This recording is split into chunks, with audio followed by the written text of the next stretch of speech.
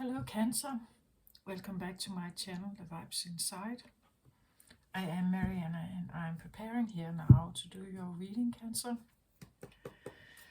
I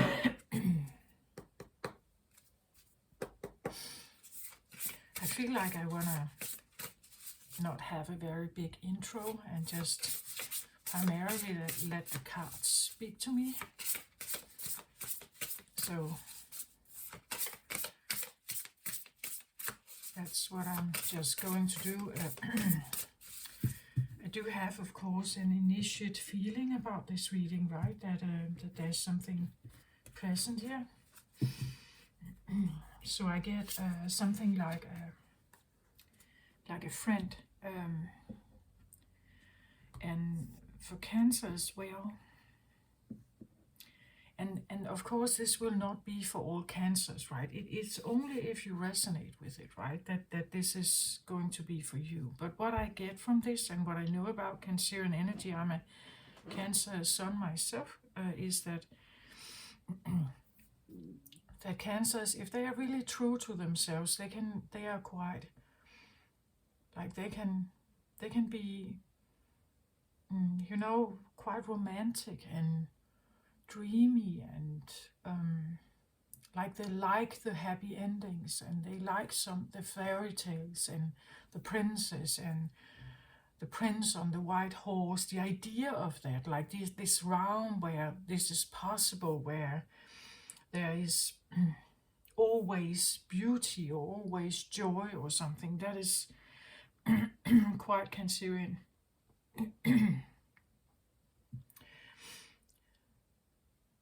But of course, a Cancer will learn that life may not present itself like that all the time. It doesn't mean, though, that we, like that there is a sense, a core to a Cancer that still may somehow like it or be drawn to it, like, like romance novels,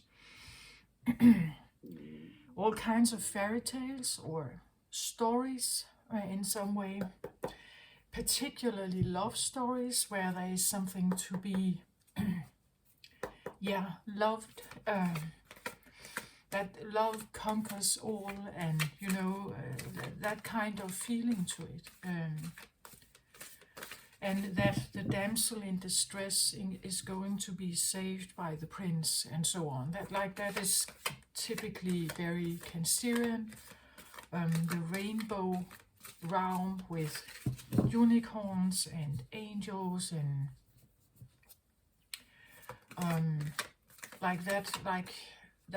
that kind of world where you would say good prevails. So now I have the Six of Earth here that is showing itself. Six of Earth is about balance in life. So you would say balance between your dreams and reality, perhaps. I also have transformation coming out here as well. This card came out also for, was it Gemini? I think Gemini.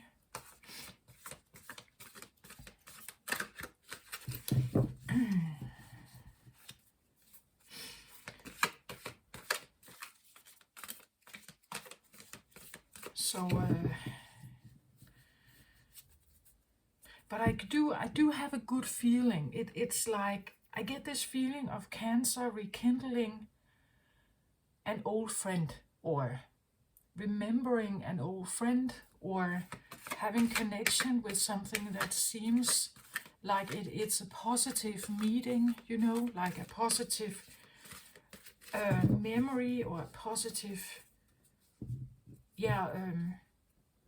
meeting or experience in some way, like you are,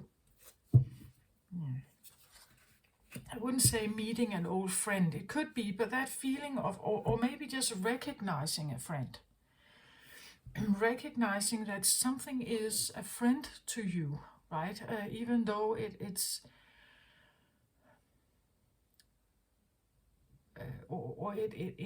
it's a kind thing to you in some way, a friendly, kind thing for you. And maybe, you know, there could be others that don't get it, like they don't see the value of it, perhaps. Again, this can be a person, but it could also be an animal, right? It could be a sense of a spirit, you know, like a dream realm, or that there is a maybe a dream realm that is a space for you, that is a friend, you know, it's a kind place to be, or something like that.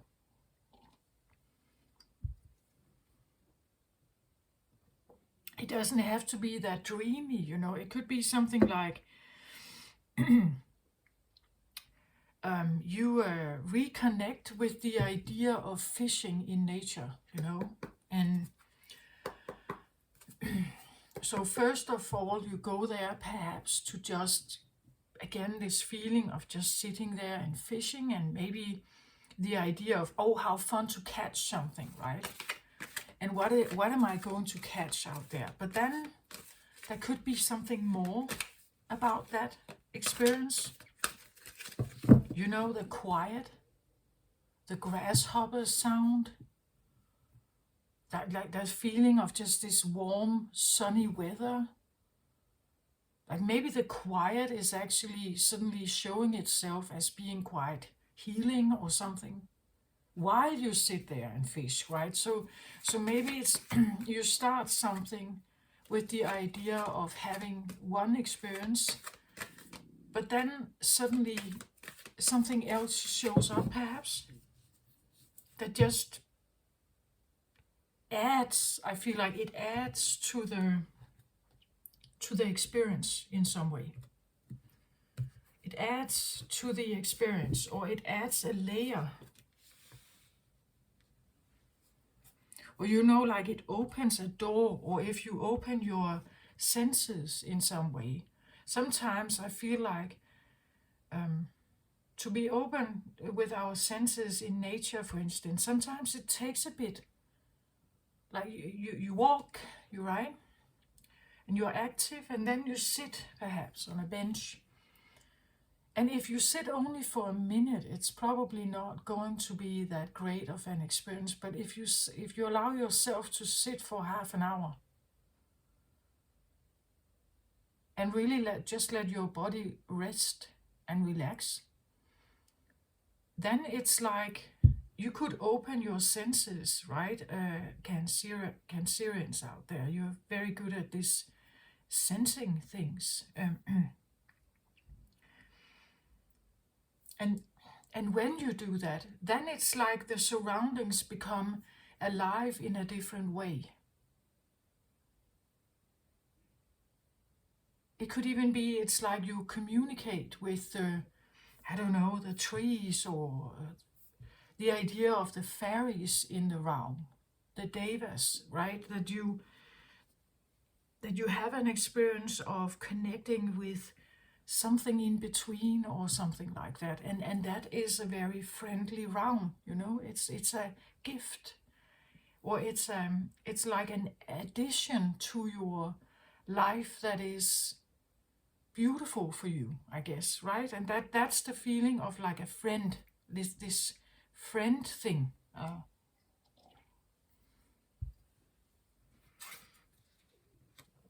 Let's have a look here.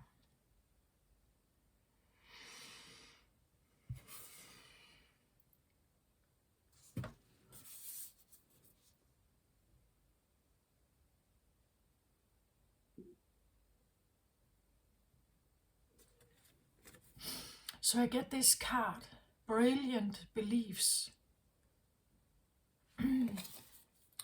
Luminous life force, personal power.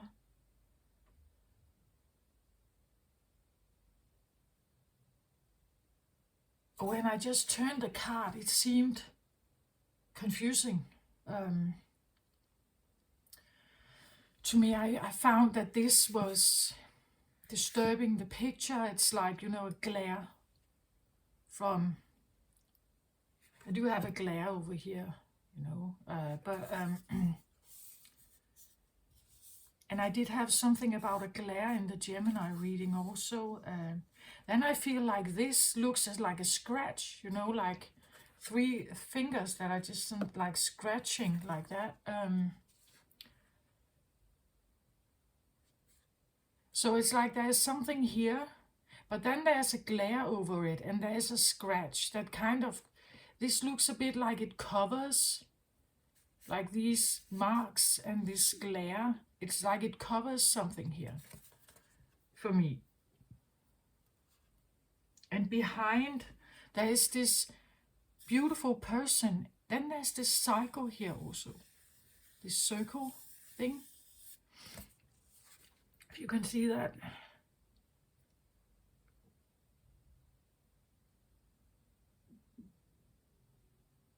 Like this actually comes across a bit like skeleton fingers for me. Like there's a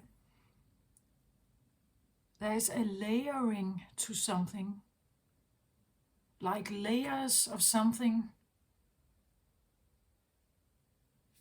over this.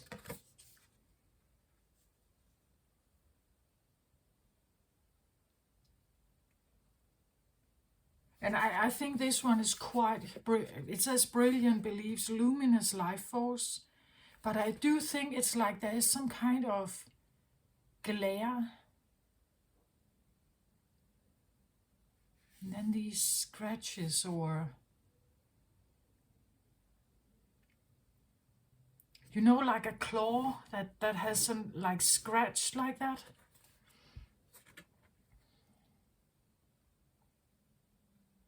Luminous life force and personal power. Like, it's a very beautiful card, a very, very strong card, I feel like.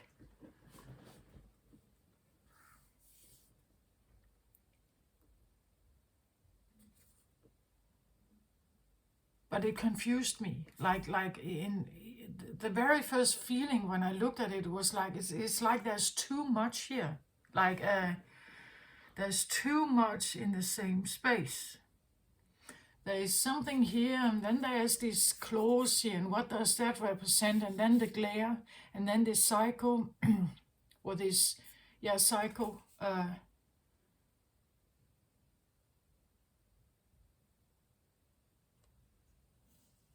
And then we have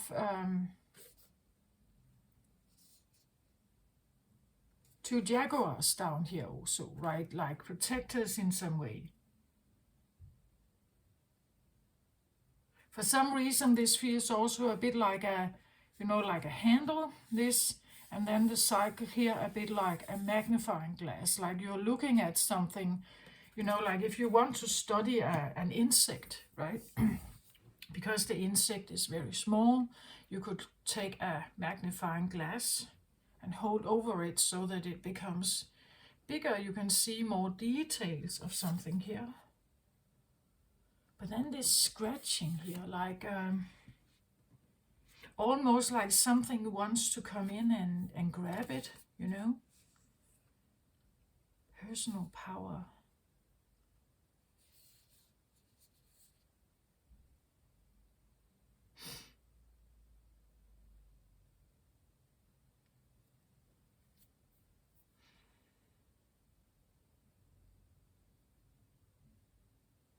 Well, it could tell a story of something you have gone through, like maybe you needed to magnify something, look at something very particular for a long time perhaps, and you realize the scratches could be some kind of woundings, like that this card tells a story of a process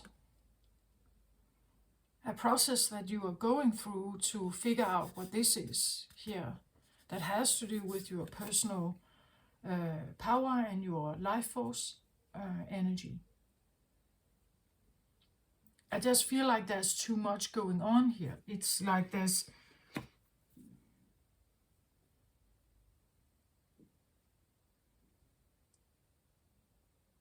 maybe you're trying too hard.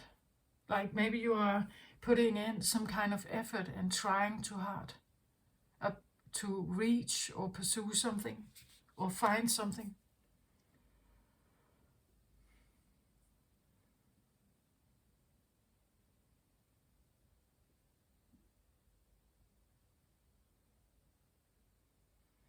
it's a bit like,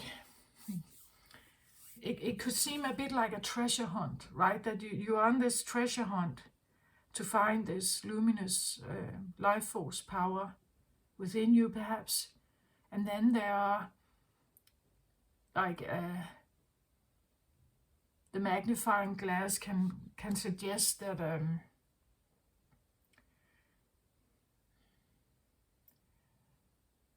it's something like, sometimes if we put a lot of obsession about something, that we become very focused on something, and we want it to be in a certain way, or we want to achieve it or find the key to something, then we don't think about much else. It becomes our entire focus in some way.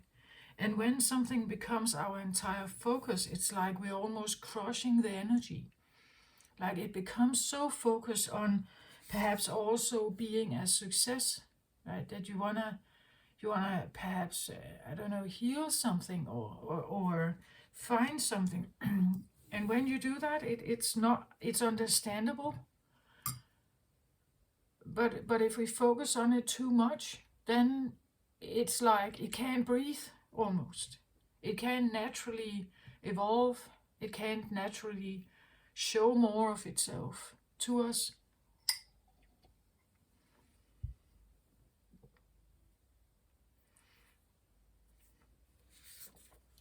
So it feels to me crowded in some way, like there's a focus. There are animal spirit helpers here. There's a magnifying glass. There are also scratches that could suggest wounds or something like that, or enemies or something like that, or even bones, as in stories or past lives. And then there's this, it is there, right? It's like you can't see it, but it could be this feeling of it's still small. Like I have figured something out, but it's still so small, because you're looking through a magnifying glass to try to enhance it, to have a bigger look at it, right? But sometimes maybe it should just grow, it should have a time to grow. I get a feeling of not really wanting to wait, or being a bit impatient here,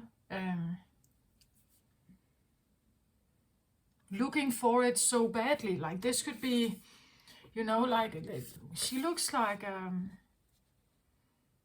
feel like a queen in some way, or like a very beautiful golden headpiece here, and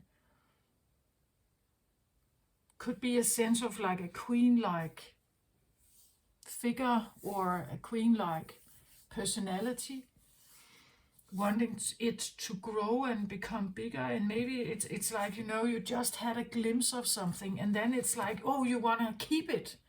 By all means, keep it, and therefore putting such magnifying glass on it, so much focus on it. It's like you don't want to lose it again. Like that could be the sense of a memory, right? That you remember something maybe about yourself, and then it's like it almost wants to slip away again, like a dream, right? And you just focus on it so much because you don't want to lose that you don't want to lose that feeling, or this encounter, perhaps. But the reasons, if it shows itself small in some way, and then there's this again, I feel like it's too crowded. Like there's something here, like a layer over it, that maybe it needs to be figured out what this is before you can actually enhance this, or you have to get some of this out of the way, right? That perhaps the outcome, like this idea of wanting to control an outcome, maybe you have to get the magnifying glass away. And if there are woundings here, maybe you have to look at them first before you can actually figure out what this is, right?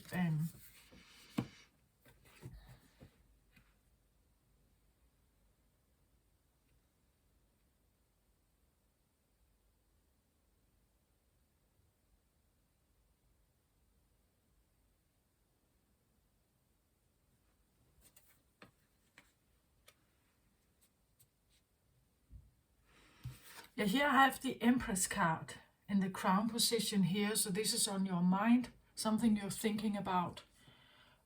Purple color, crown chakra.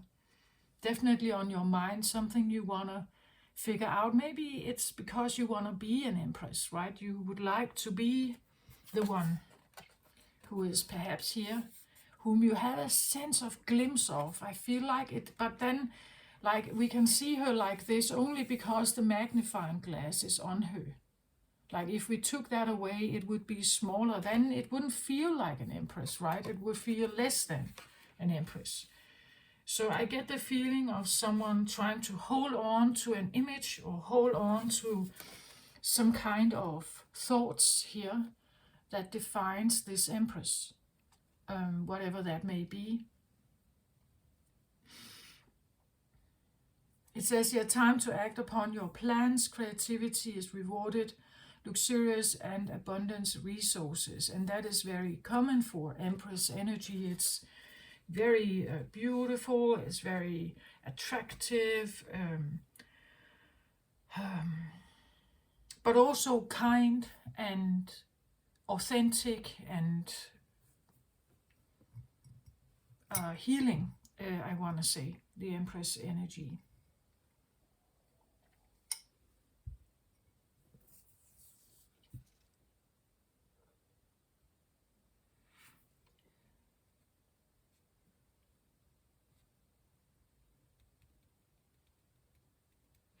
So you could have a wish, you could say, to,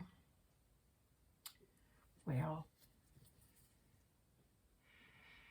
a Queen of Cups, which could definitely be Cancerian energy, is a beautiful queen.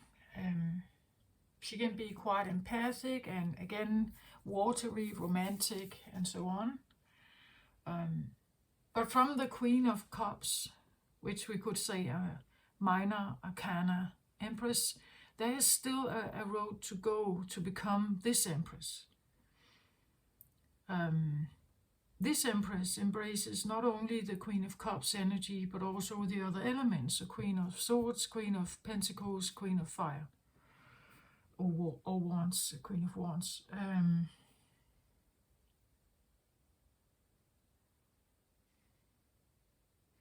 So let's say you have an outcome here that you would, this is a goal, right? That you want to be an empress-like energy. And then there's this, I get this feeling of like a glimpse of it, right? But then it's that there's something in front of it, but you get this tiny glimpse of something. And maybe it's just because we have this conjunction going on. It's actually happening right now on the 21st of April between Jupiter and Uranus, right? That Jupiter could definitely signify the magnifying glass. Jupiter enhances, right? It magnifies. It makes things bigger. Maybe there's a bit of awakening or understanding right now, Cancer, that there's something you're seeing, that you may have a glimpse of it, right? Just because Jupiter is giving you a possibility to see it bigger, right? That if Jupiter wasn't here right now, this feeling could be way smaller, perhaps, right? But then there's this feeling of like scratching, right? That something wants to scratch something or take something away or influence something here, right?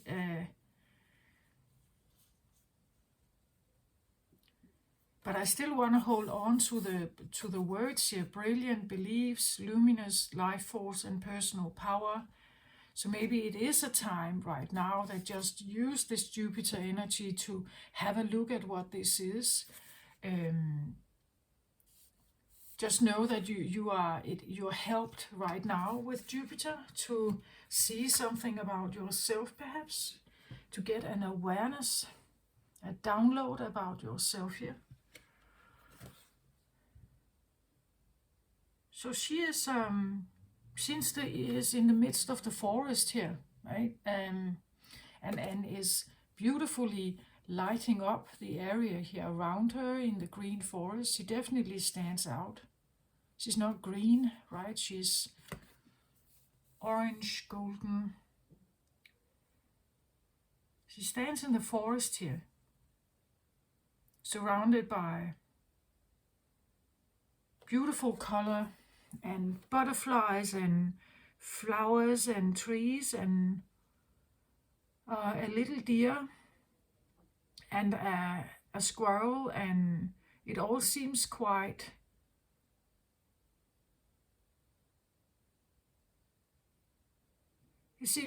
quite nice here.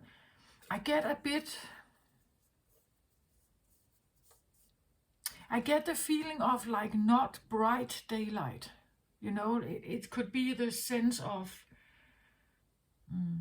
walking through the forest at dawn, you know, where it's still a bit dimmed here, you know, it's not full bright daylight, sunlight.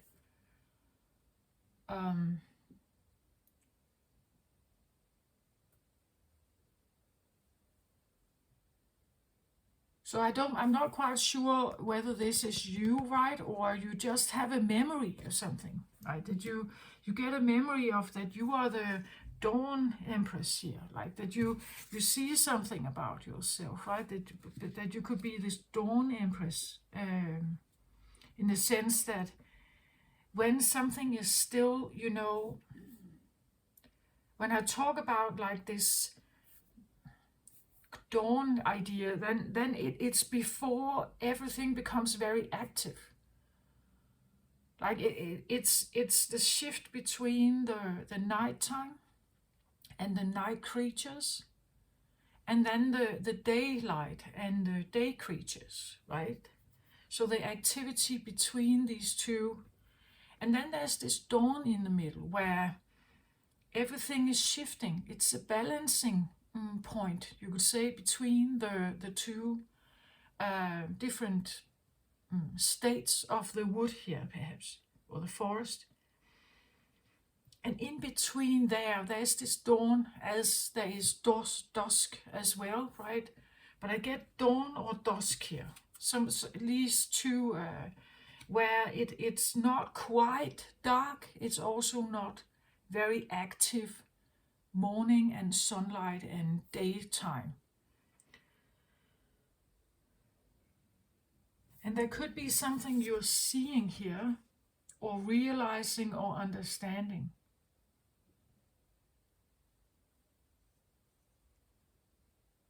Perhaps about your life force, right? That maybe your life force is very active here. Maybe you've always been, you know, like even as a child, someone who wakes up very early, you know. So that could have been something that has always been, that you are definitely one of those, right? That you don't sleep till 11 o'clock, you are very early awake, right?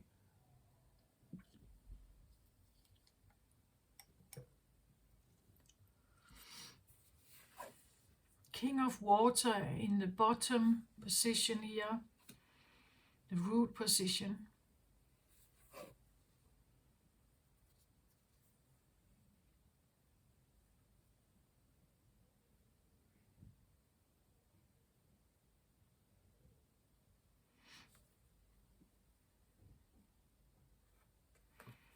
Like when I look at the card, it's like we see this, well, father here, right? This water father, Poseidon, whatever you want to call him here, with his trifug, and then there's this little fish here, and he kind of almost like has his hand towards this little fish.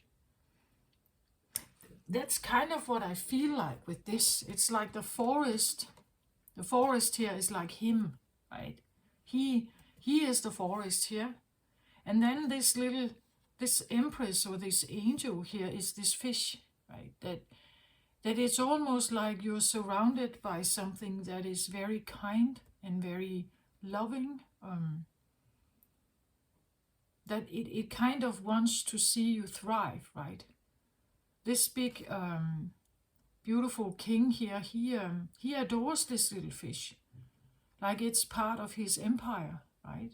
This beautiful fish is part of his beautiful ocean here, his empire. He is in a state of being very big, but that's just, you could say, his condition. It's how he is formed. That's the magnitude of his power. This little fish is different, right? But it doesn't matter. It's very loved and very cared for in the water by this king here. I get the feeling of a bit of the same. It's like the forest is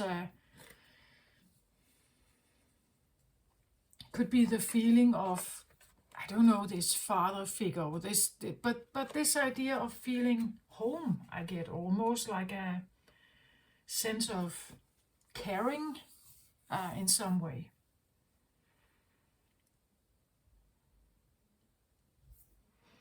But then again, I still have this idea of the scratch and the magnifying glass, that there's something like a layer over, or to get by, it's like get around or something. Like the scratch here, I feel like I want to take this scratch or these bones here out of the picture, right? It's like it's in the way. And then I feel like the magnifying glass is maybe currently necessary for you to even see her.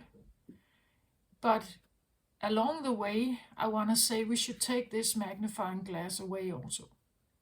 And then we should let this one grow in the pace that it can actually grow. But it's like these two right now are maybe necessary for you to see her even.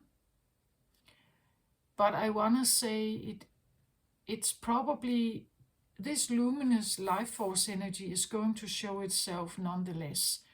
But this feels a bit rushed, you know, like it. We want it to stay. We want it to be big. We want it to be luminous. We want this dream or this new recognition or this epiphany. We want it to stay. Like we don't want it to fade away like that. Sometimes I think this can happen on spiritual awakening journeys, that it's like you get a glimpse of something. And you want to hold on to it because it felt so good perhaps, right? Some people have this feeling of bliss, like they had this, there's this bliss feeling coming in from sometimes in the beginning of a spiritual awakening. It's like this, look at what's ahead, right? This is what you are aiming for, right? Look at this. It's like these are the sweets that come at the end of the tunnel, right? But I'll show you just a little peek of this. And then it retrieves, and then it's like, but you want to hold on to it. You want to hold on to the happy fairy tale end. You want to hold on to the happy ending. And that is the reason why you now go through this, the dark night of the soul, the tunnel, the feeling you have to walk through, clear everything out, because you want to get to the happy ending. Maybe that's why I had this feeling of fairy tales and things like that in the beginning. Like you get a glimpse of something, right? And then it's like it dims away for a moment, or becomes maybe smaller. And then it's like, no, don't leave, right?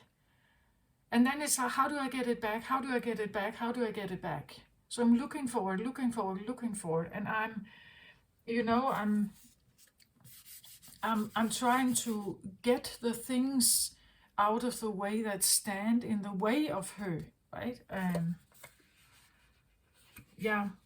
have that feeling like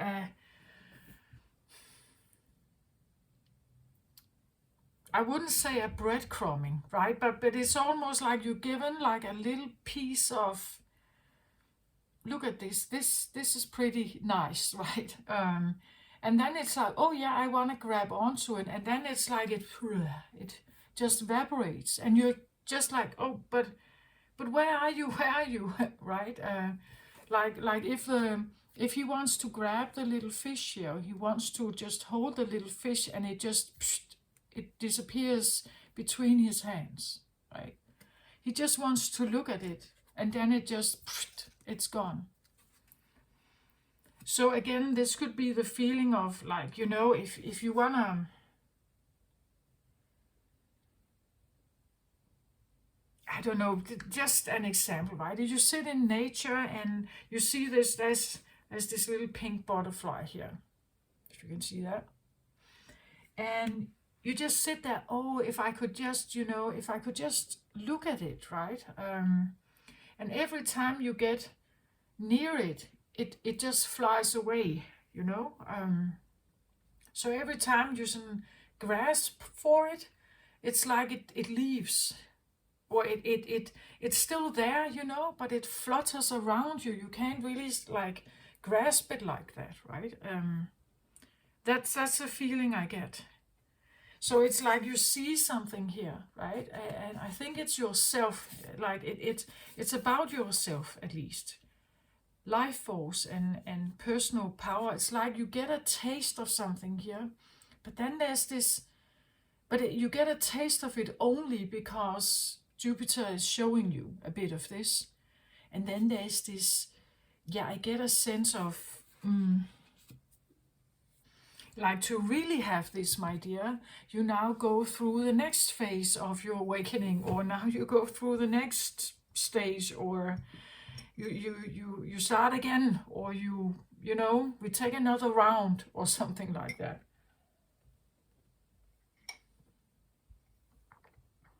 Or as I feel like there can be with spiritual awakenings also, yeah, but it's like if you really want this, there's perhaps a sacrifice.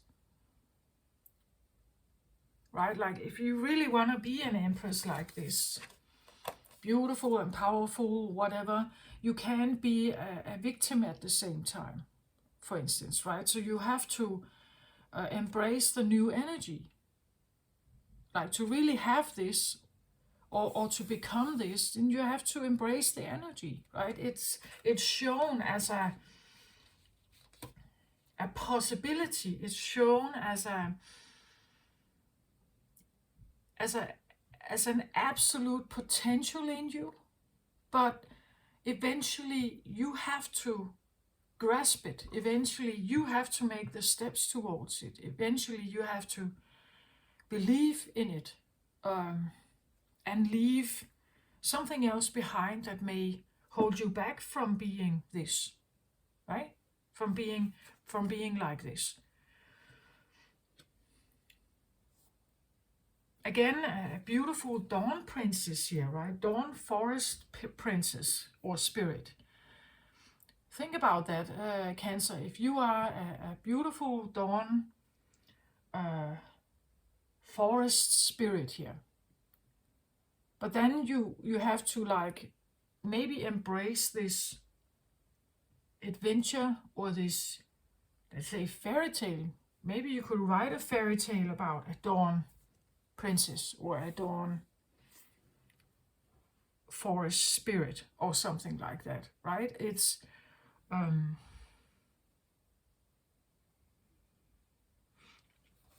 but there could definitely be something about the environment that the ability for you to become this empress may depend on the environment, you know, like the ability to feel safe here depends on who this guy is, or to show all your stripes here, or to show yourself, or even like swim into his hands here with trust and everything depends on him, right? So you could say the forest here, if we say that this is a sense of a friendly place for you, that nurtures your, you could say, perhaps your fairy tale realm in some way, your story realm, your storytelling realm, in your romantic storytelling realm, that nature could be part of that. and fairies and elves and thing like these creatures like that, right? That it's a. I even want to say this could be the feeling of like a muse, like that this is something that could, like your imagination, right? That this could be a sense of a muse, a place, a voice of inspiration here, a voice of inspiration like a muse or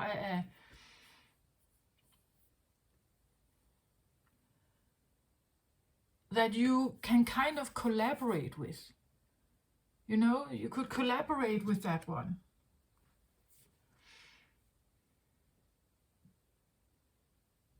And with that one, this is where you get the stories in your mind. This is where you're creating your, I don't know, romantic, imaginary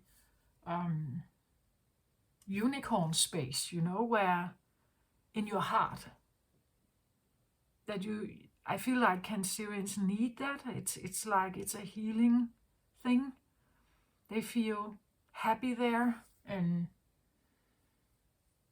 even though it may seem childish or immature or even impossible, I think they like it or need it anyway.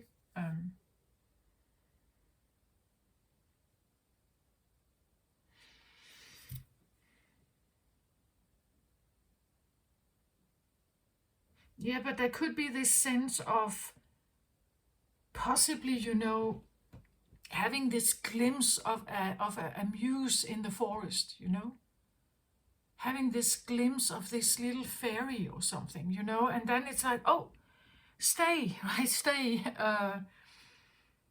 But I think that you get a glimpse of this or a knowingness of this, just to show you that it is available, but don't crush it. Again, as I said, it's like if we put too much focus on it, we can crush the little fairy, right?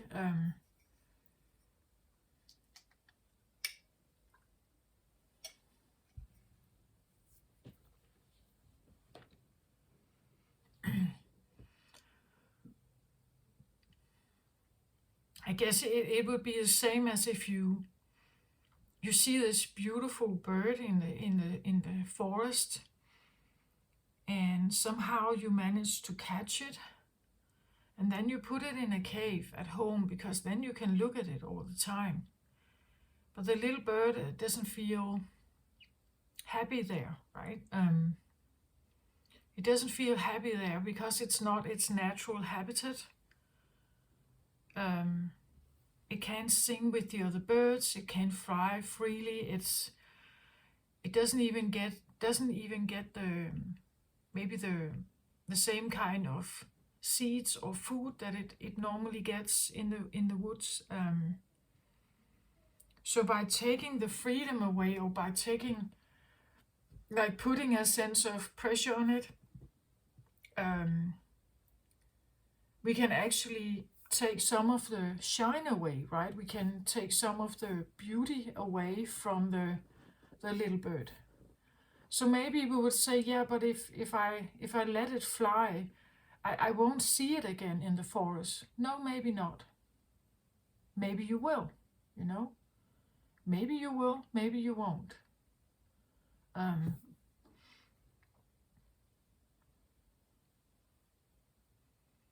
And that could, of course, be like, again, we want to hold on to something that seems very beautiful, or seems like when it adds something valuable to your life, when it adds something nice or special to your life, we want to keep it, hold on to it. But if we hold on to something that is meant to be free, we can dim its light or even kill it, right? And maybe that's not what we actually wanted in the first place, right? We were attracted to it because it was free, because it was living its life in a certain way. And because it's living its life in that way, that is why it is so glowing. That's why it is such a muse here. That's why it is such a beautiful fairy or something like that. That's why it has this glow to it. That's why if you take it and change its life conditions, it probably won't be the same. And of course, this could also have happened to you. You know that maybe you are a storyteller. Maybe you are a fairy tale writer. Maybe you are a manuscript writer for films, or that you have always a sense of fairy tale cartoons realms in your head, in your imaginary realm. And maybe something happened to that. So let's say you were asked to forget about that those fairy tales don't bring food on the table, right? You have to get a lawyer's degree, right? So now you're taking your energy and focusing on something else, and you forget about this or the realm, or it becomes less and less and less, and more and more and more studying, and eventually it's like this place that you found so much joy in, or so much relief in, perhaps, or relaxation in, and even healing in, has been substituted with this very practical and very earthy and very and that it could be for good reasons, or it could be like the advice was maybe good intentions, but it came with a cost, like it came like this adaptation into the law world and becoming a lawyer here and working in the courts and so on. It came with a price, like that's just how it is. And that price is maybe something you are trying to maybe reverse the situation or reconnect with something here. Reconnecting with something that is very, I get kind and relaxed and loving. Like he would never squeeze the little fish here, right? That's not his way. He just adores this little fish. And again, I get this feeling, if this is like a little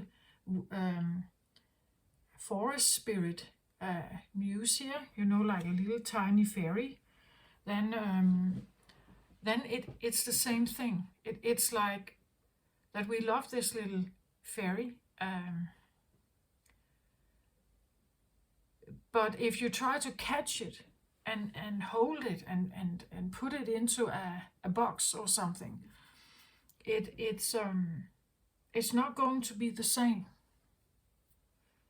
And actually, this little fairy, if that's what we talk about, like that feeling of like a muse or a friend or something, that feeling prevails if you let it be, right? Like then it grows, it has trust in you, right? Like if this is a butterfly here, right, then maybe you could have a connection to that butterfly. You could go again. You could go in the field next day again. Maybe it's still there. Or a dragonfly, or something that reminds of a fairy tale realm, perhaps, right?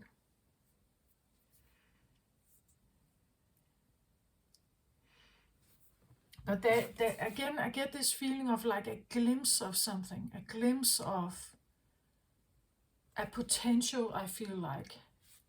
But there is something here that is currently going on that I feel like it's a bit in the way. It's like there's a filter over her, and that filter could be taken away, and then we could actually see her, right?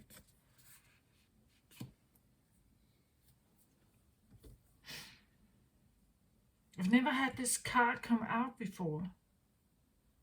And I think that if I read from the book, it's going to be beautiful energies. I don't, it's like that is, for me, it comes across, and I do always read the energy that I get from the card. I felt confused when I looked at it. It's like there was too much going on here, too much focus on something, trying to again to grasp something that is barely there, or it's there but it's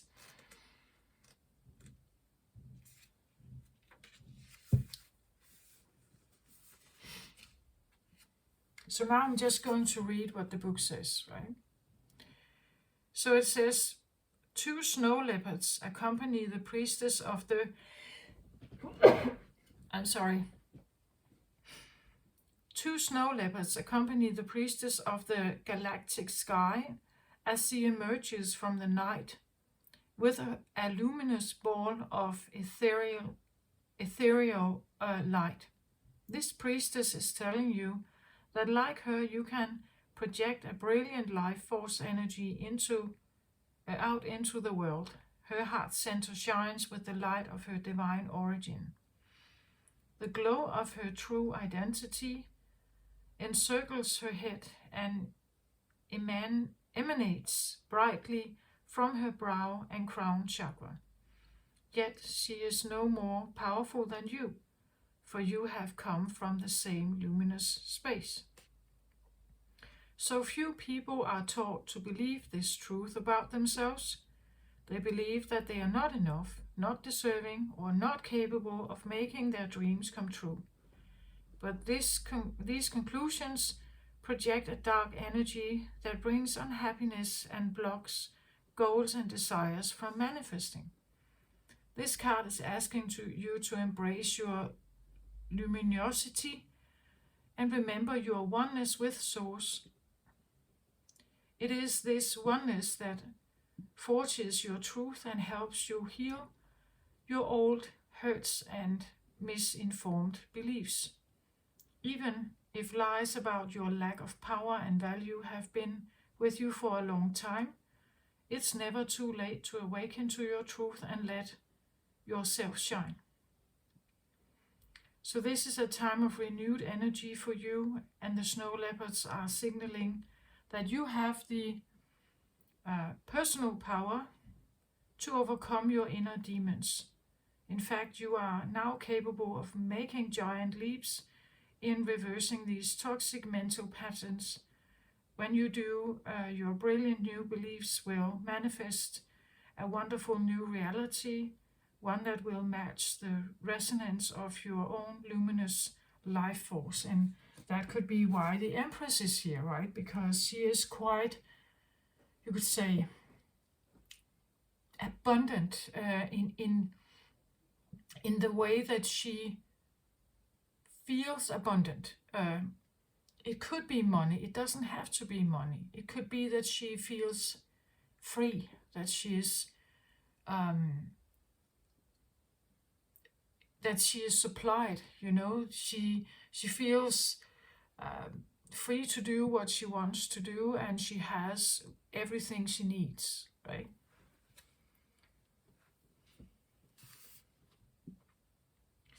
So a priestess of the galactic sky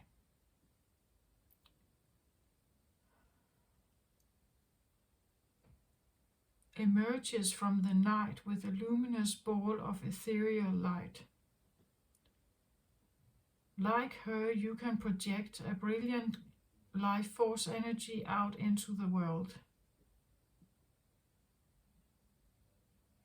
So it says here, her heart center shines with the light of her divine origins. And this divine origin, I feel like that could be actually the friend I'm talking about. This idea of remembering your origin in some way. And, you know, like maybe just getting a glimpse of it, you know, and then it's like, no, stay, right? But then there's this, because you have seen, you can't forget it, right? Because you have seen just a glimpse of it, it's like you can't dismiss it and say it's not true. it's like seeing yourself, you know, seeing the potential of yourself, like seeing yourself perform a different life, you know.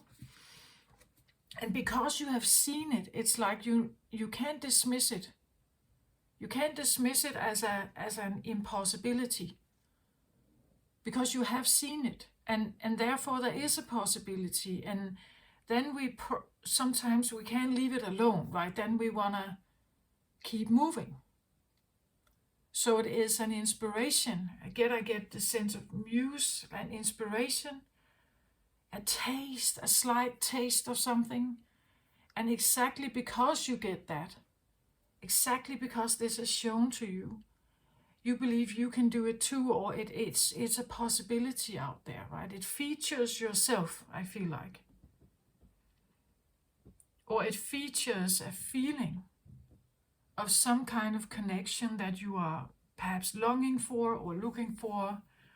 You can have that, as the book says, if you believe in it, and if you trust that you have the same divine origin as she has, and therefore you can manifest that too, right?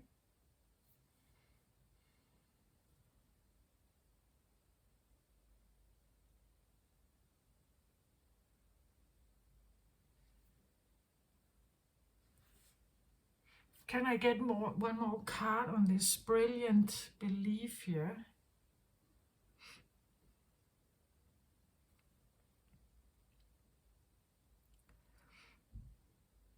It's just, I really want to say, again, I have these feelings like there's some kind of filter over it. And I think that this, with the spiritual awakening, it's typically about some of the things in life that we may not have yet done, you could say. And there can be this karmic imprint of not daring to go there because there's danger combined with it. So every time you get a glimpse of this beautiful potential, you probably will also note that you are shown why you haven't done it yet. Like, why are you not this one yet? Right? Well, it's because of this thing that is in front of it, right? So that it could be misinformation, it could be trauma, it could be old stories, it could be different things. But that is usually, it's like you get this and then it's like, do you want this? And then it's like this other thing comes in. There could be this sense of feeling that comes in, that kind of, oh, yeah, but I probably haven't done this because of this and this and this and this, right? And this and this and this and this is now the things you have to look at, to release or to clear, so that you can become more aligned with this energy here, right?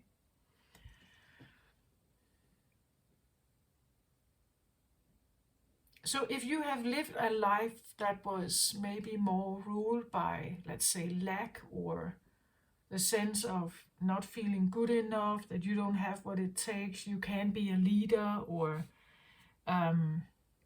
nobody wants to follow me, or, things like that.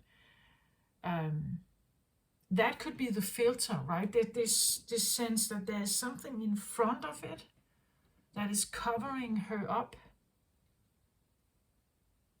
But again, if you can kind of just shove that aside, you could actually easily manifest probably an empress state here.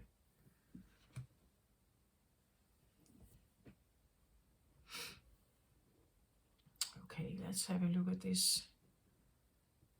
Brilliant beliefs.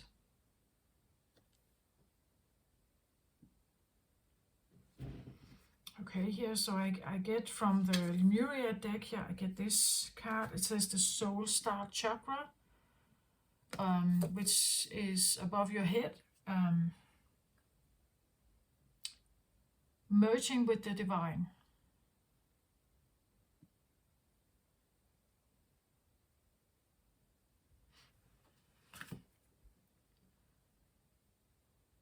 Again, I have this feeling of muse, like there is this kind of like organic waving energy that just, you know, like filters through and cleanses and everything, and it just feels very organic and cleansing.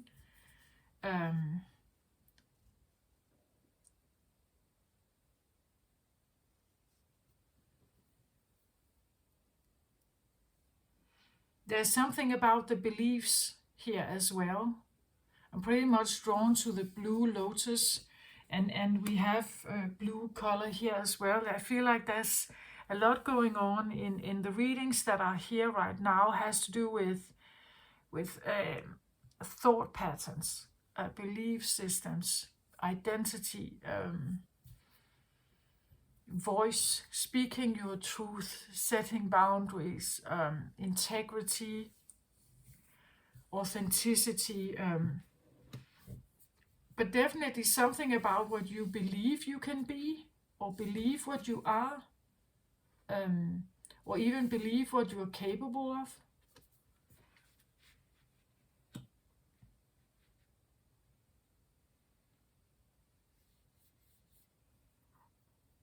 Soul Star Chakra is above the crown chakra, so it would be, you would say, in this position would be here, right? It would be over on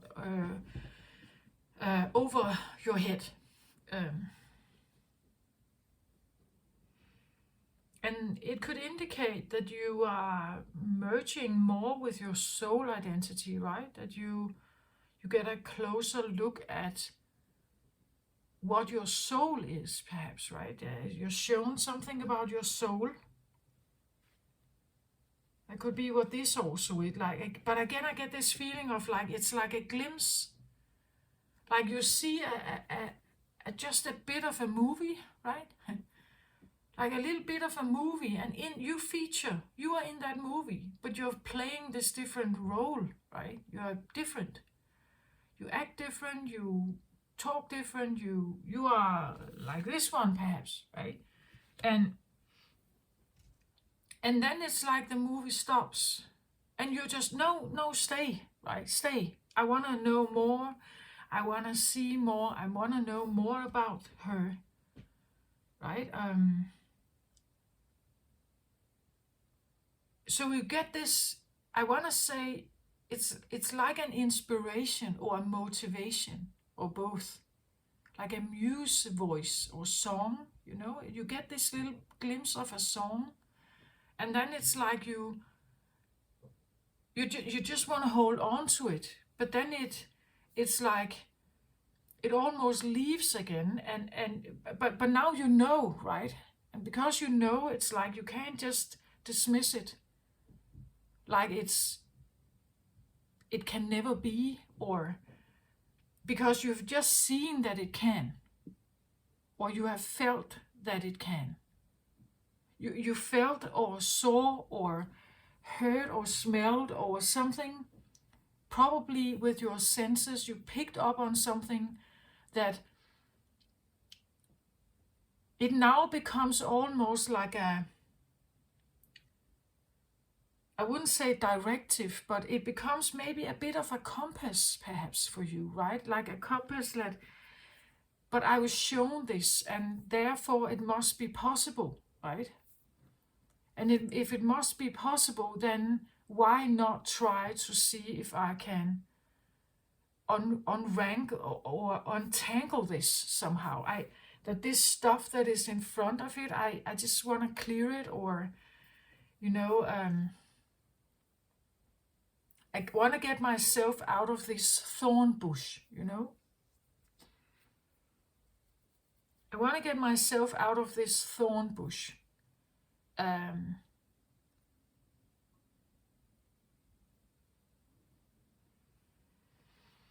Yeah, that's what I feel like.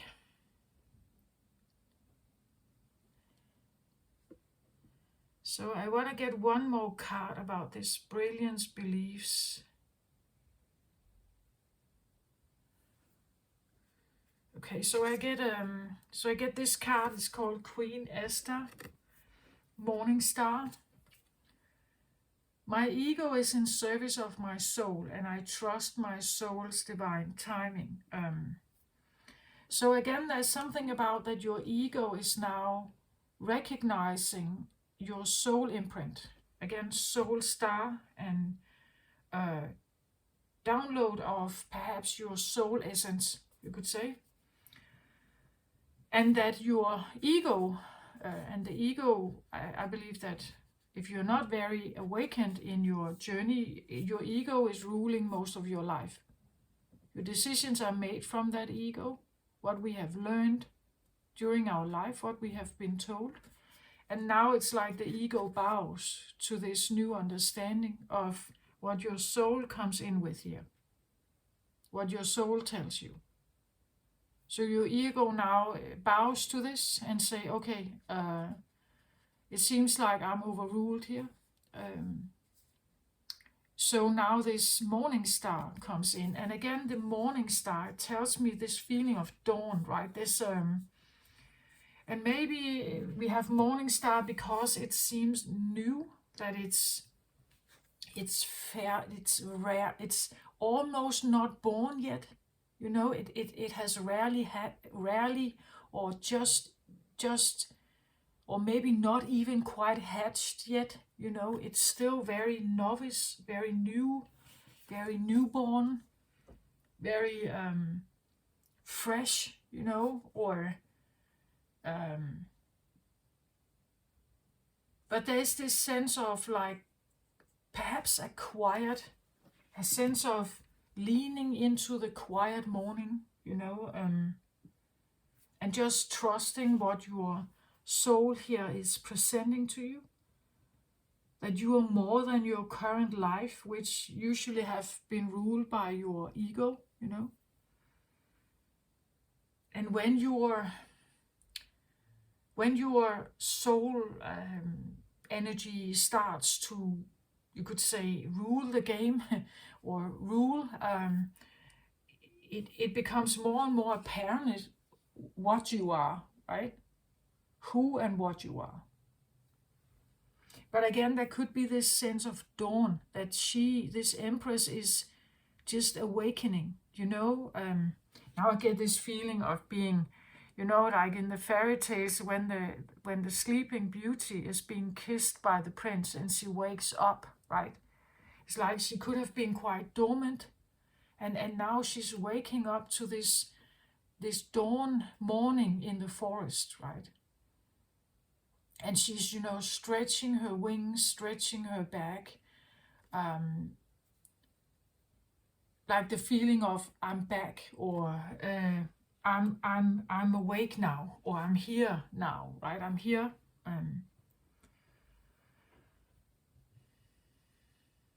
But to become here or to be here, like we have to get rid of this other stuff that kind of just keeps us away from this energy, right? The Empress can be a mother energy here. She's usually depicted as a pregnant woman, right? So maybe you are actually becoming a mother, or you are motherly in your way, like your personality becomes more and more apparent, that you are very, very beautiful motherly qualities here and healer qualities. But again, the Empress has integrity, she has boundaries. Like you can't just run over her like that. She can have a sense of elegance, or, you know, like a straight, she carries herself in a certain way.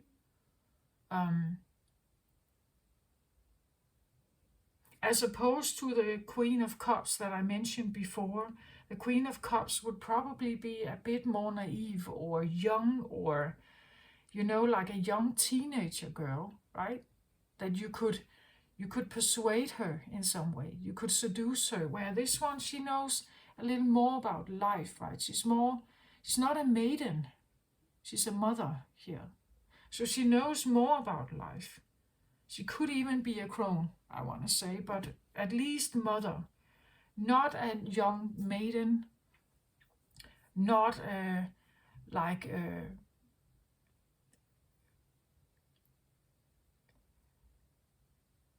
she cannot just be. Again, we have a queen here.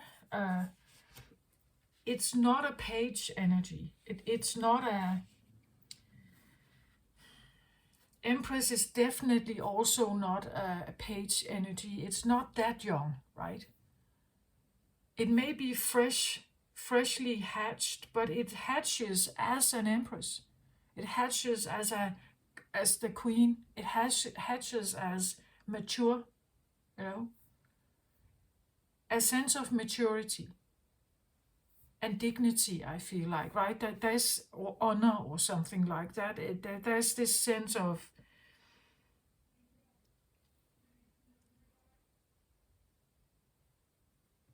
and if this empress is meeting up with energy that is not honoring her, like she simply won't engage with it. Like, why should she do that, right? It's not really right for her in any way. There's no, that's not the right environment to be in, right? It's simply not for her somehow.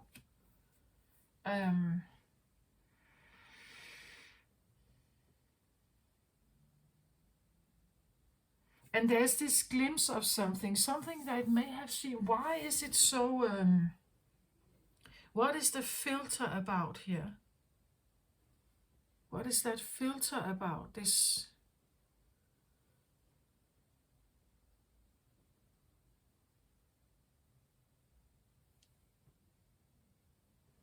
Oh, interesting.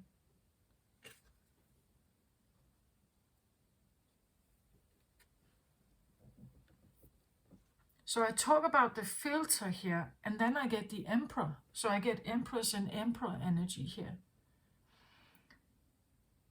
There is perhaps a male here, a man, that is in front of her. That is the reason why she's not coming forth as an empress. That she's not showing herself as an empress because there is an emperor here. An emperor. So it's like there's an emperor in front of her.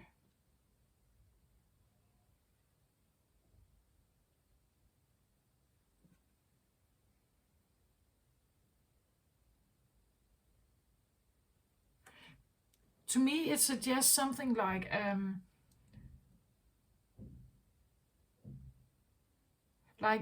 because it is upright, so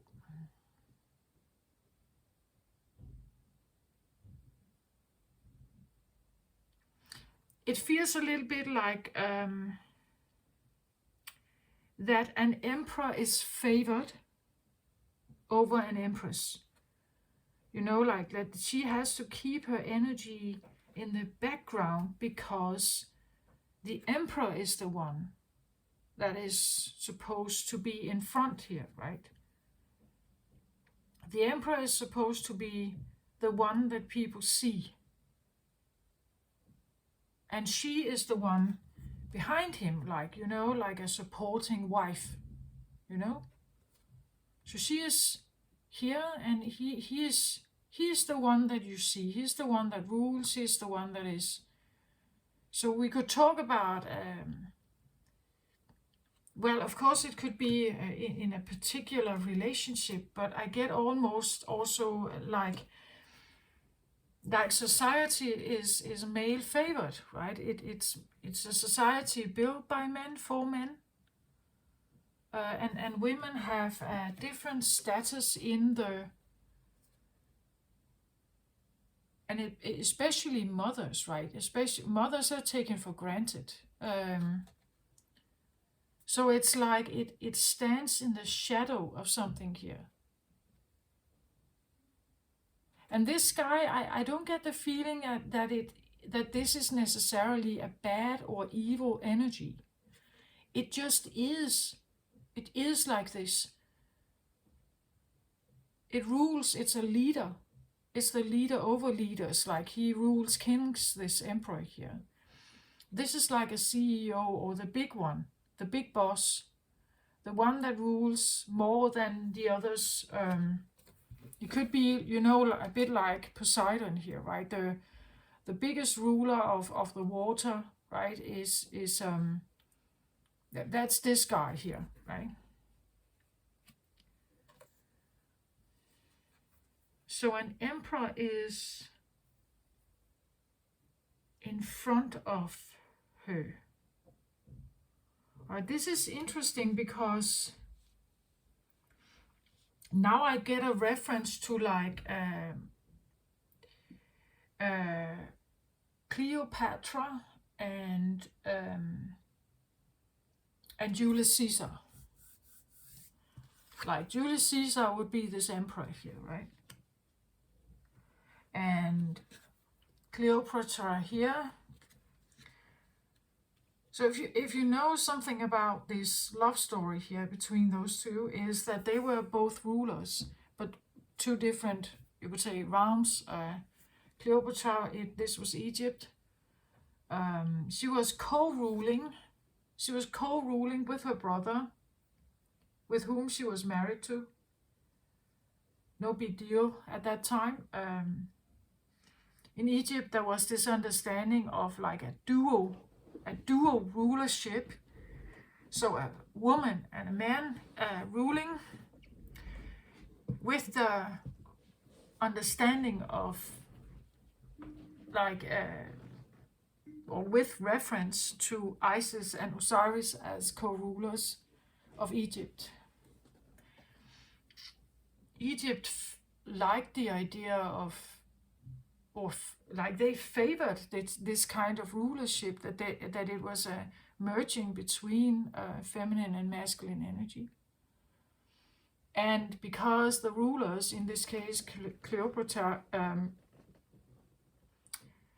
they considered themselves as God, like reincarnations of Isis and Osiris.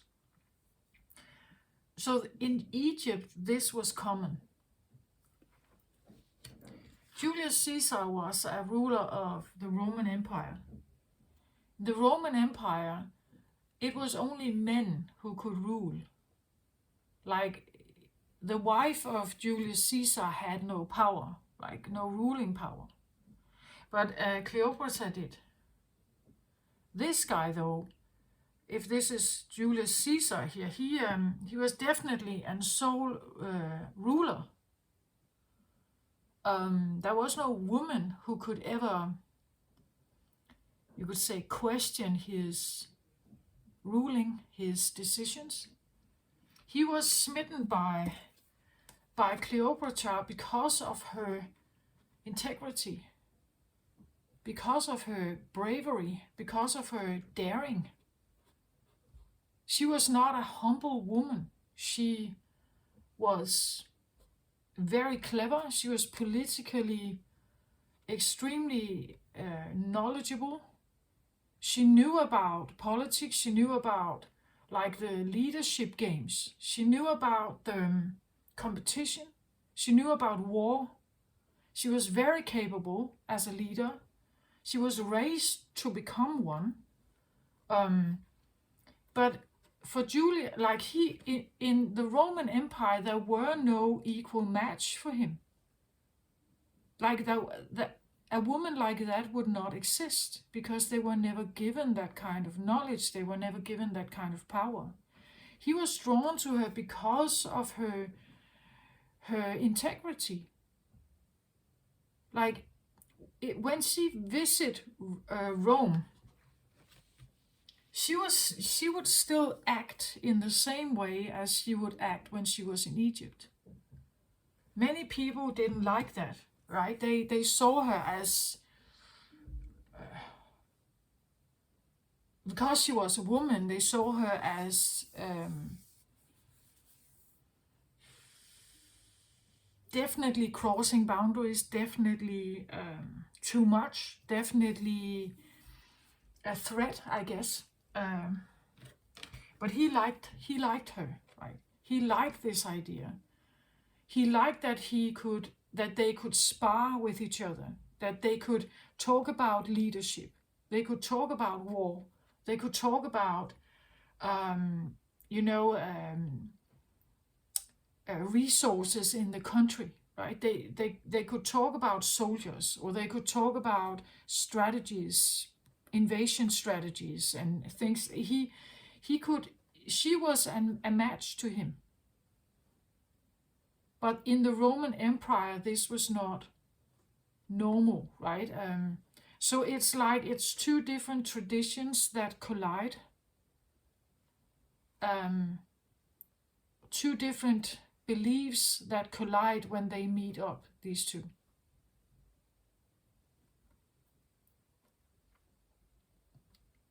And even though he liked her style, even though he liked that, I'm pretty sure that Julius Caesar, if it really came down to it, he would be the one in charge and she would be second. Because that's the society he comes from. Whereas Cleopatra, she grew up in a society that did not at all think like that. It was a dual leadership. It was never alone. It was never considered to only be male dominated. It was considered that both had equal say, and that's how rulership had been for like thousands of years. So for her, this was natural. It was like leadership like this, knowledge like that, her strategy with her politics, like her knowledge was extensive. She was very skilled and very scholared and educated, very clever and brave. She was definitely not a humble little wife, you know. But you see, she comes from a different culture. A culture that supported her in her reign, that supported her in leadership decisions.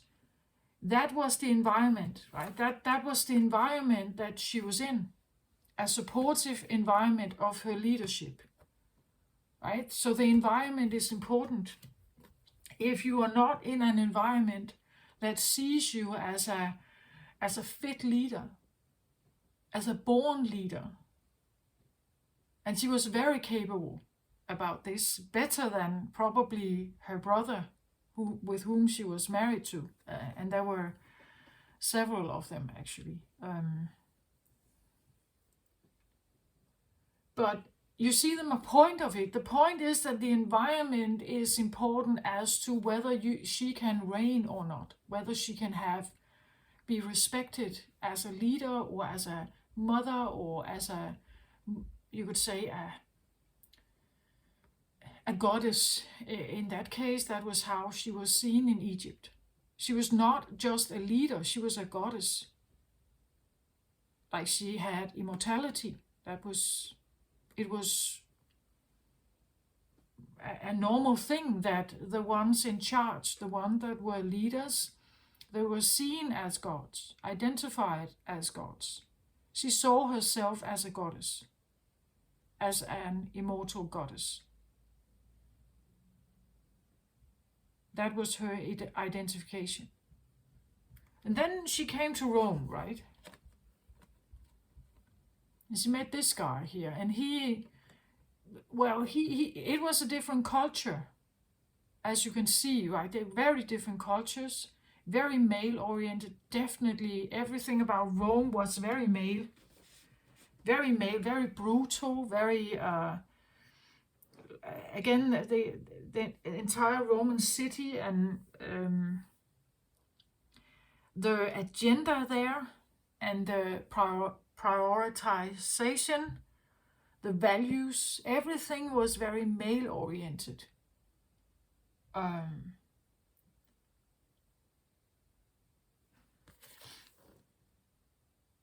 So if these two actually should, you know, if these two should make a match, it would depend on which city they would be in, right? Like if they were in Egypt, they could have been co-rulers beside each other. If they were in Rome, she would definitely need to stand behind him here. So that's what I feel like. It's almost like there is another energy that is the filter, and that's what I felt. It's like there's something in front of you that prohibits you, or it feels like it prohibits you from stepping into perhaps that full leadership here. And it feels like it could be a sense of a favored, another favored leader, you know, or a masculinity that, well, of course it could be a person, right? But it could also be just the like the common understanding in society that men rule, right? Men are the one in charge. Men are the one that are leaders. Men are the one that makes the decisions. And that women have to be wives and mothers and caretakers and not really leaders like that.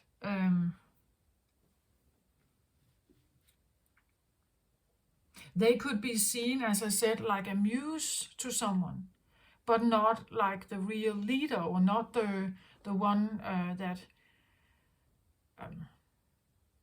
designs the laws, not the one that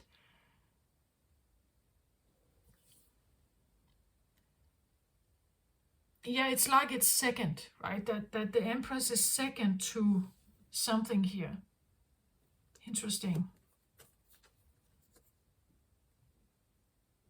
It says stability, efficiency, taking charge of a situation, and ambitious plans. So it seems like an energy that is about stability and taking charge, being very active, proactive, having plans, securing. Ambitious can be about status, image, money, power, something like that. And there is some, like it's in front of you, or it's before you, you know, like there's a... So this can be a person, of course, right? But it can also be, you know, certain ideals, certain masculine ideals that you have grown up with. But I have to be ambitious. I have to take this degree, as I said, the law degree, right? That would be her. That would be this guy, right? That kind of energy.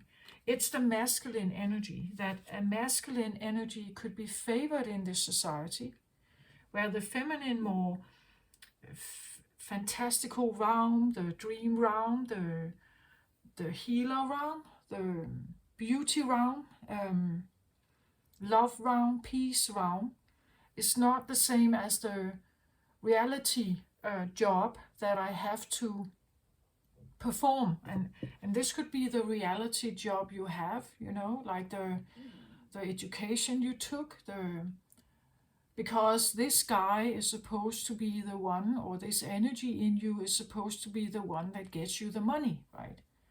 This is the one that secures you the money.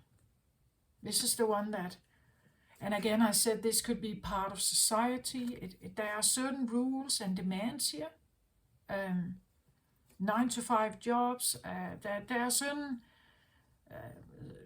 things that come across. Again, stability, efficiency, There could be something about you can't live of dreams alone. Like you have to have an income, you have to get money, you have to sustain yourself. So this guy is in front of her. But I feel like she's coming forward. Something is showing itself here. But then there's this clinch. Like it clinches with this one, right? It's like this one stands in front of, like I can't really have access to this. It's almost like, it's like you're protecting, that a part of you is protecting you from falling into fantasy. Because if you fall into fantasy, you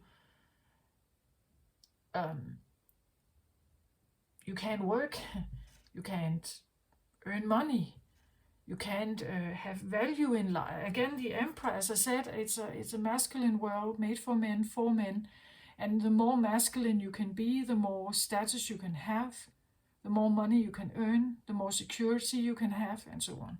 So if you become more masculine, you could say, rely on the masculine side of you, then you can be more stable in this life. You can have more stability in this life. And you can maybe even get more respect also from the society and the people in it and people around you. You can have the same from this, because people will probably tell you it's just a dream world. Get over yourself, right? There's nothing, you can't live from that. It's like it's just stories, right? Or it's just like it won't lead anywhere, right? It's just fantasy, and fantasy doesn't bring food on the table, right? That's what we have always learned. Everybody has learned that. And again, this feeling that you could be in some kind of competition. So let's say this is you, right? And you have a father here, you have a brother. And for some reason, it seems like they are always to be considered first. Like boys first and girls after, right? Or that there's a priority about or favoring like the male perspective, or and this can be it can be a boss in your life that maybe you feel like you do have leadership skills, right? But you are working with another boss here. And you just know the hierarchy, right? The hierarchy would always prefer to hire this guy before you, right? Even though you could be a very skilled, like Cleopatra here, right? You could be very knowledgeable. You could be very fair also, right? You could be a kinder ruler. Julius Caesar was brutal, like you could be a kinder ruler, still effective, still, but there could be a sense of a kinder ruler, or different, you would say, values, right? I have Lemurian card here. In Lemuria, Lemuria is said to be a society that was ruled by very loving and high vibrational energies. It was you could say, a more feminine ruled society. Many of the values derive from love and light and fairness, kindness, understanding, compassion, and so on. Whereas this was brutally planning and killing and conquering and competition, and where you could be another kind of ruler, right? But you feel like you stand in the shadow of something else that seems like it's favored. Or again, it can be part of yourself, right? That you have this other protector in you that is your ego, perhaps. And that ego has learned to get an education, like get a real job, secure yourself, and so on. So take that how it resonates, but it's like there is this layer over that somehow, yeah, it has made a scratch in your energy field here.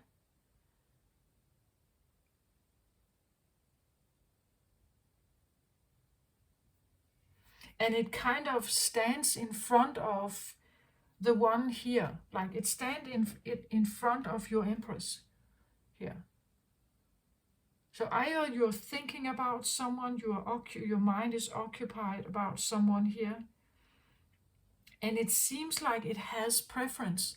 Like this is, it seems like it's that you are occupied with that more than you're occupied with your own energy here. Can I get a little bit more knowledge about this Emperor here? Because it is upright, so I don't feel like this is like a bad guy. I don't feel like he's, you know, he's masculine, he's competitive, but I don't get the feeling of like, well, not necessarily brutal like Julius Caesar. It's many years ago, right? It was another time. But you know, there could be some kind of karmic imprint that has to do with that. That has to do with that you can't just rule, right? There was a lot of gossip about Cleopatra in the Roman capital city, because every time she visits, she somehow made the men angry, right? They didn't like her. The only reason why she wasn't thrown out or thrown in prison or something was because Julius Caesar liked her, right? He favored her. And that's the only reason why nobody could touch her. Otherwise, she would have been thrown out, imprisoned, or even killed. So he was the reason why she wasn't until way later, right? But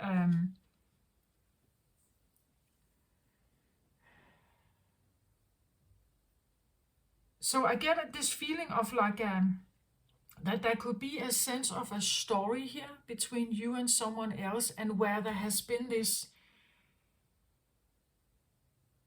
like overstepping of cultural norms or something.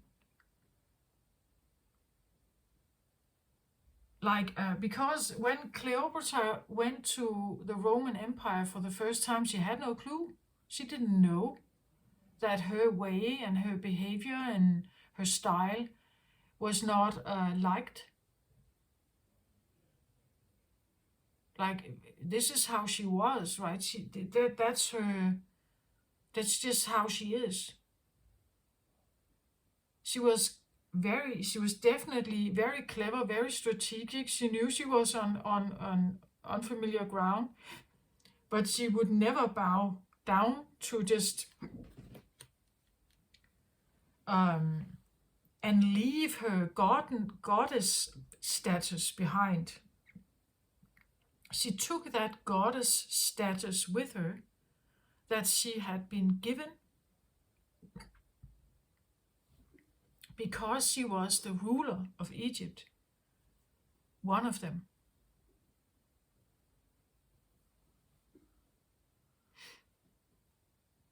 She would never give that up. And she would expect to be treated like one, right? She identified as one, which probably gave her a sense of, like aura, a very particular aura. That she was not just some common woman, right? That she was a goddess, an immortal goddess. And he could sense that, right? He could sense her greatness in some way. And he got smitten by it, right? Because he saw himself equally like that. He saw himself as equally as powerful as her.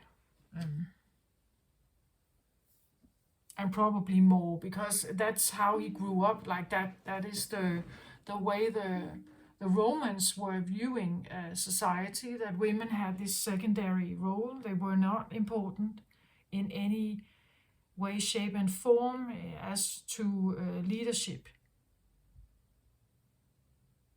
Like they had no power like that. She had power,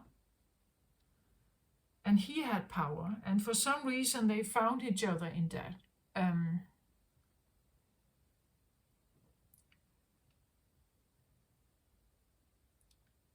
And it's only because they come from two different parts, or two different countries, or two different cultures. Because if Julius Caesar had grown up in Egypt, he would be aware of this dual leadership. He would have learned to respect it. It would have been considered right and normal and everything. If Cleopatra had been brought up in the Roman Empire, she would have from a very young age learned to be second to her male brothers. Even though she had more skills, even though she would have been maybe more clever, she would actually have been able to be a very good leader. She would never have been given a chance. She would never have been given education. She would never have been able to study, which she did a lot in Egypt. She would never have had access to that kind of knowledge.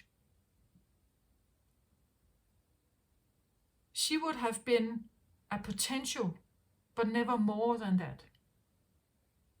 Right? That's, and it's only because they were like apart from each other, grew up in very different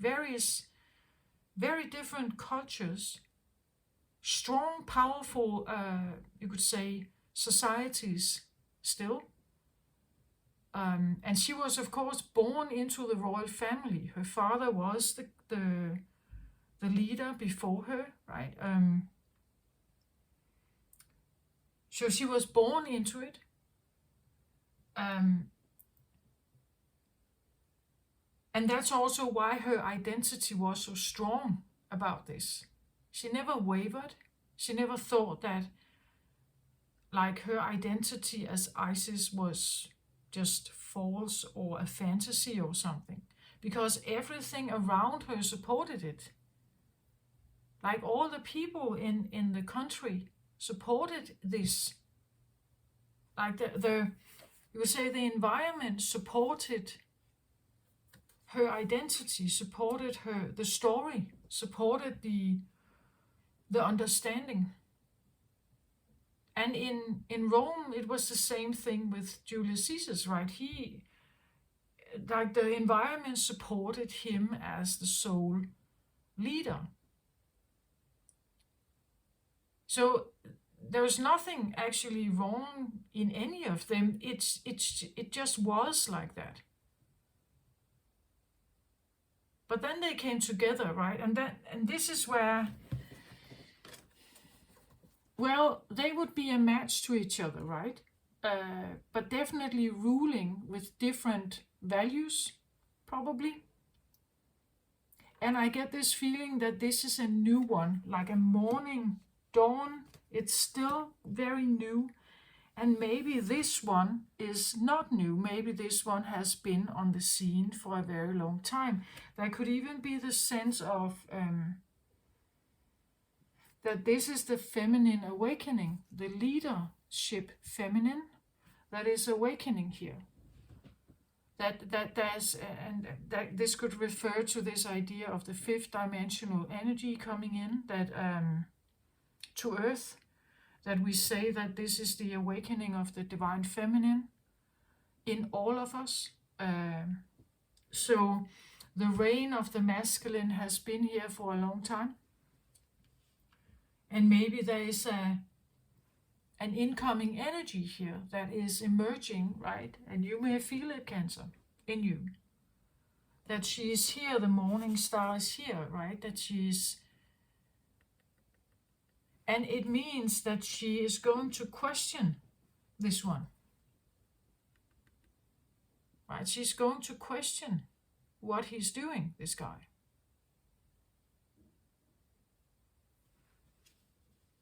And you can only do that if you believe that you are equally as valuable, right? And that is the sum of the, like this idea of the filter, that the filter can talk about this idea that men are favored. Boys are favored in the family, right? Or and girls are less, and second or third or fourth or fifth. That girls are just an item. It's a tool, and that they can be dictated around and have no leadership of their own. That they are like stock, like animals or something like that, right?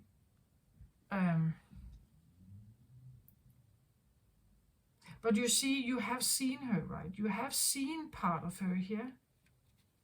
So now it's like you can't go back. It's like she is coming here, right? You have seen a glimpse of her here. And you are probably being faced with this filter of this guy here. Can I get one more card on him? This Emperor.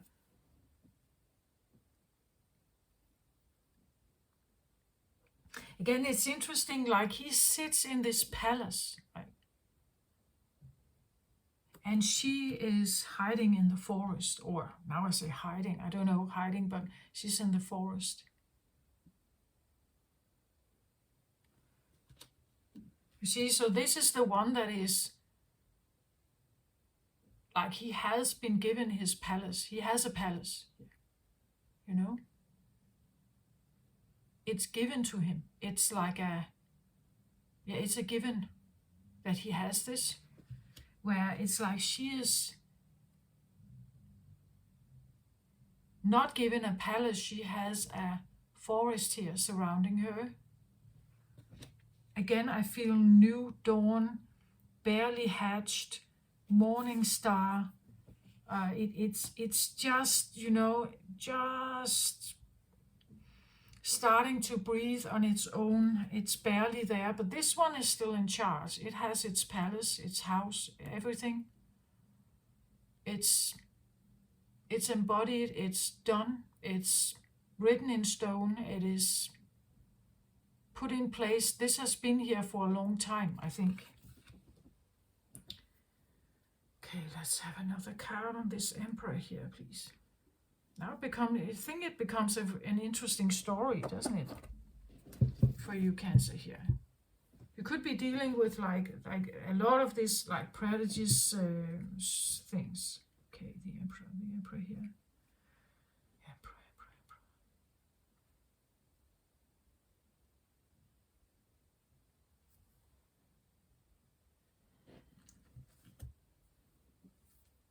Yeah.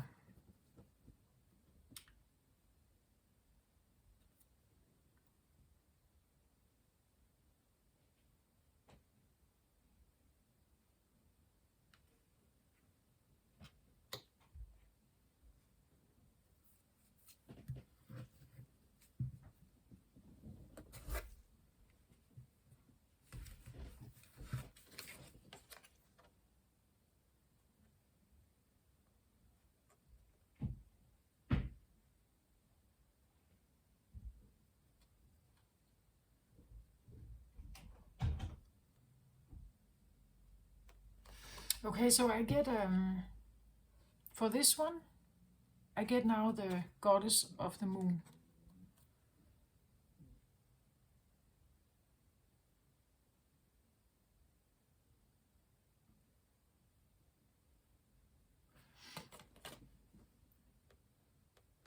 So I have masculine energy here clarified with a feminine energy.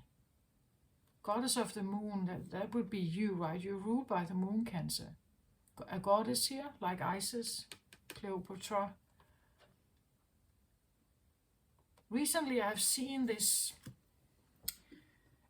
card as a bit like a high priestess, right? She's doing something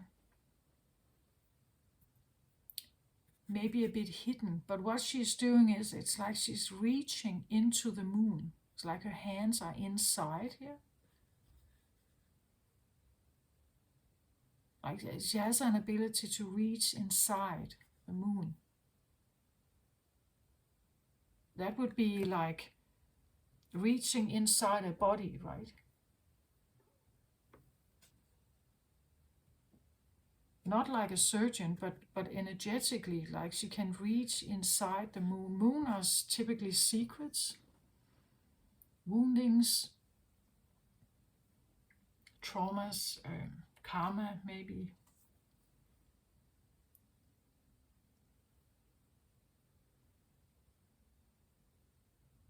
She could be a healer here, healing something here. But she's definitely reaching inside something that can be moon-like. And moon is typically something hidden, repressed, maybe even forgotten, annihilated, rejected. Something, a secret, something we are embarrassed about, or something that is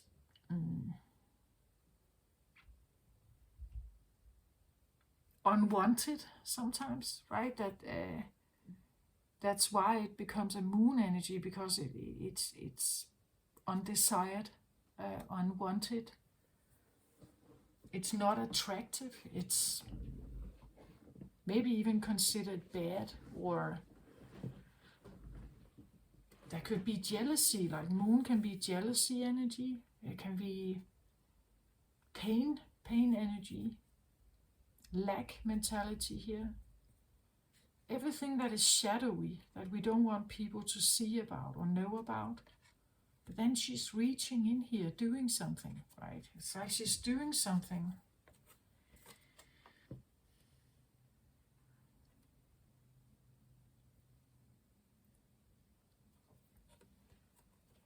So this card is clarifying this Emperor energy. So it seems like this Emperor energy has a way of reaching something here, or has a way of impacting or getting her occupied with something here.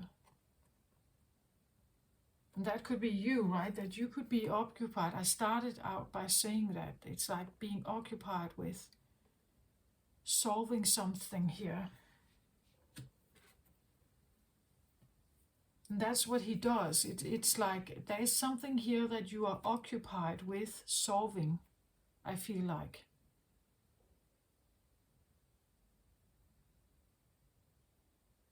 Yeah.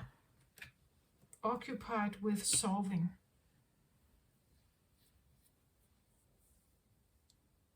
But as long as we are occupied with solving something about someone else, you are not occupied with solving something about yourself, or just building your life, or it's like the energy is on something else here.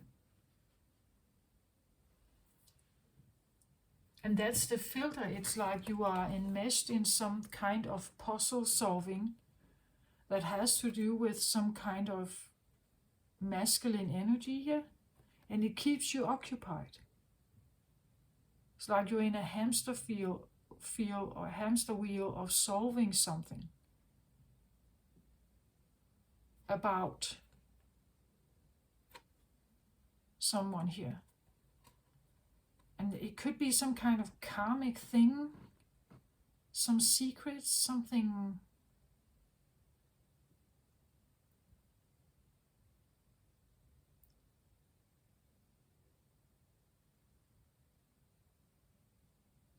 Maybe also something not out in the open.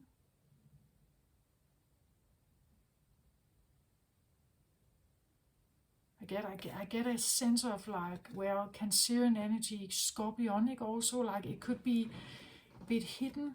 Again, someone sitting here in the forest doing some kind of ritual, you know.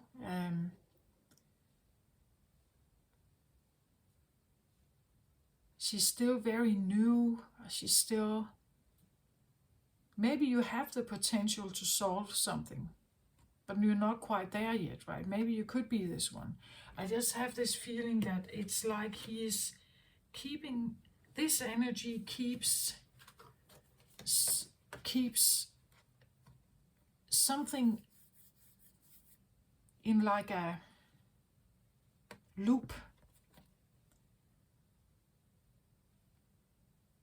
So maybe there is some kind of manipulation here, like this. What is it that she's trying to solve here about this one, right? What is that? It's like she's solving some kind of puzzle.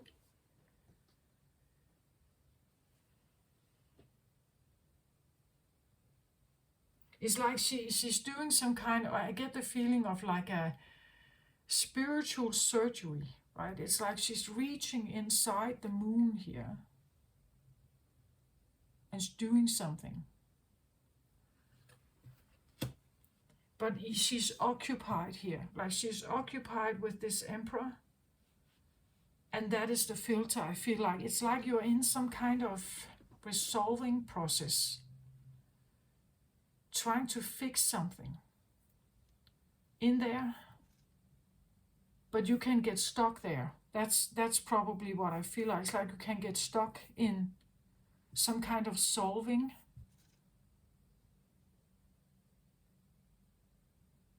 Or healing. Like, I need to heal this one. No, you don't.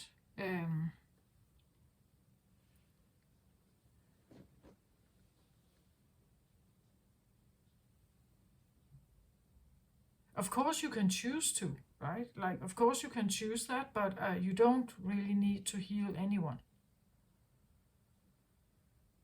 Especially if they don't want to be healed, then you can't do anything, right? That would be that you go behind, you are doing... That would be a bit like a hacker, right? You hack someone's energy field and do something behind their back.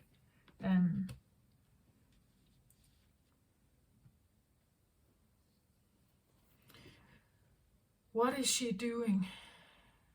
I feel like she's occupied with something. But that's the problem. Like, you can be occupied with trying to heal someone else.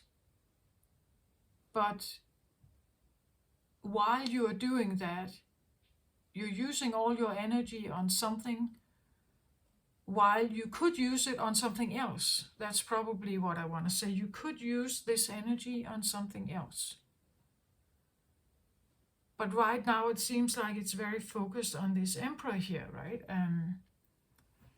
I said something, was that, I think it was Taurus. I said something about doing the work of two.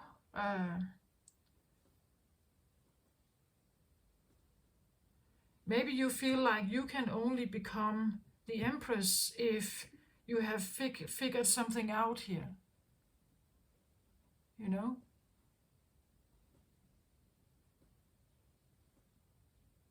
But I get that, like, there's an attachment to some energy here.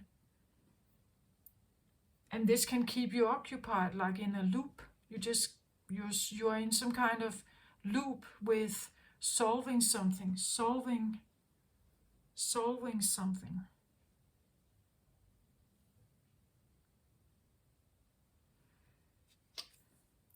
Okay, so I get the Six of Michael as a clarifier for this moon goddess here.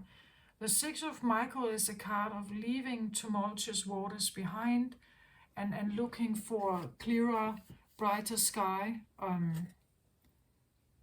So leaving the storm and like problems and behind and looking for calmer waters. Again, if we take a look at the story about Cleopatra and Julius Caesar, that could be it, right? That that she didn't want to be in an environment that wouldn't regard her and respect her as a leader.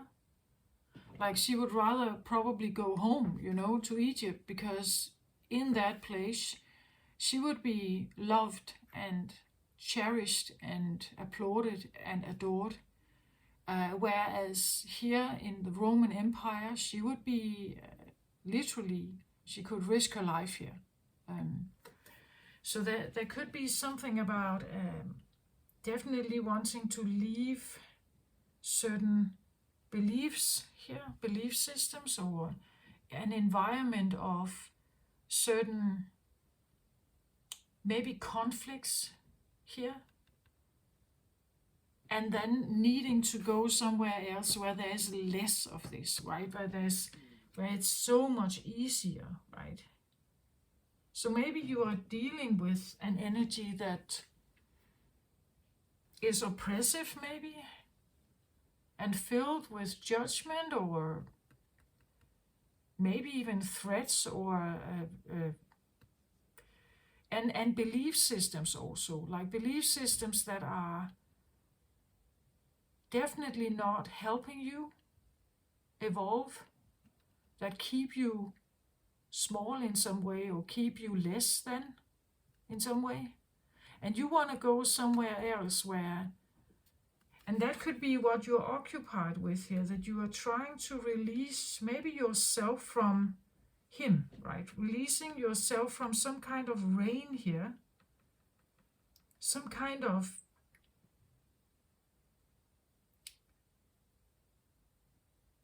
culture, or some kind of narrative or dogma that is actually prohibiting you from actually flourishing in the way that you are. So there are some limiting bonds here, or limiting beliefs, or and that's what she's occupied with. She's trying to reach in and change some of it, right?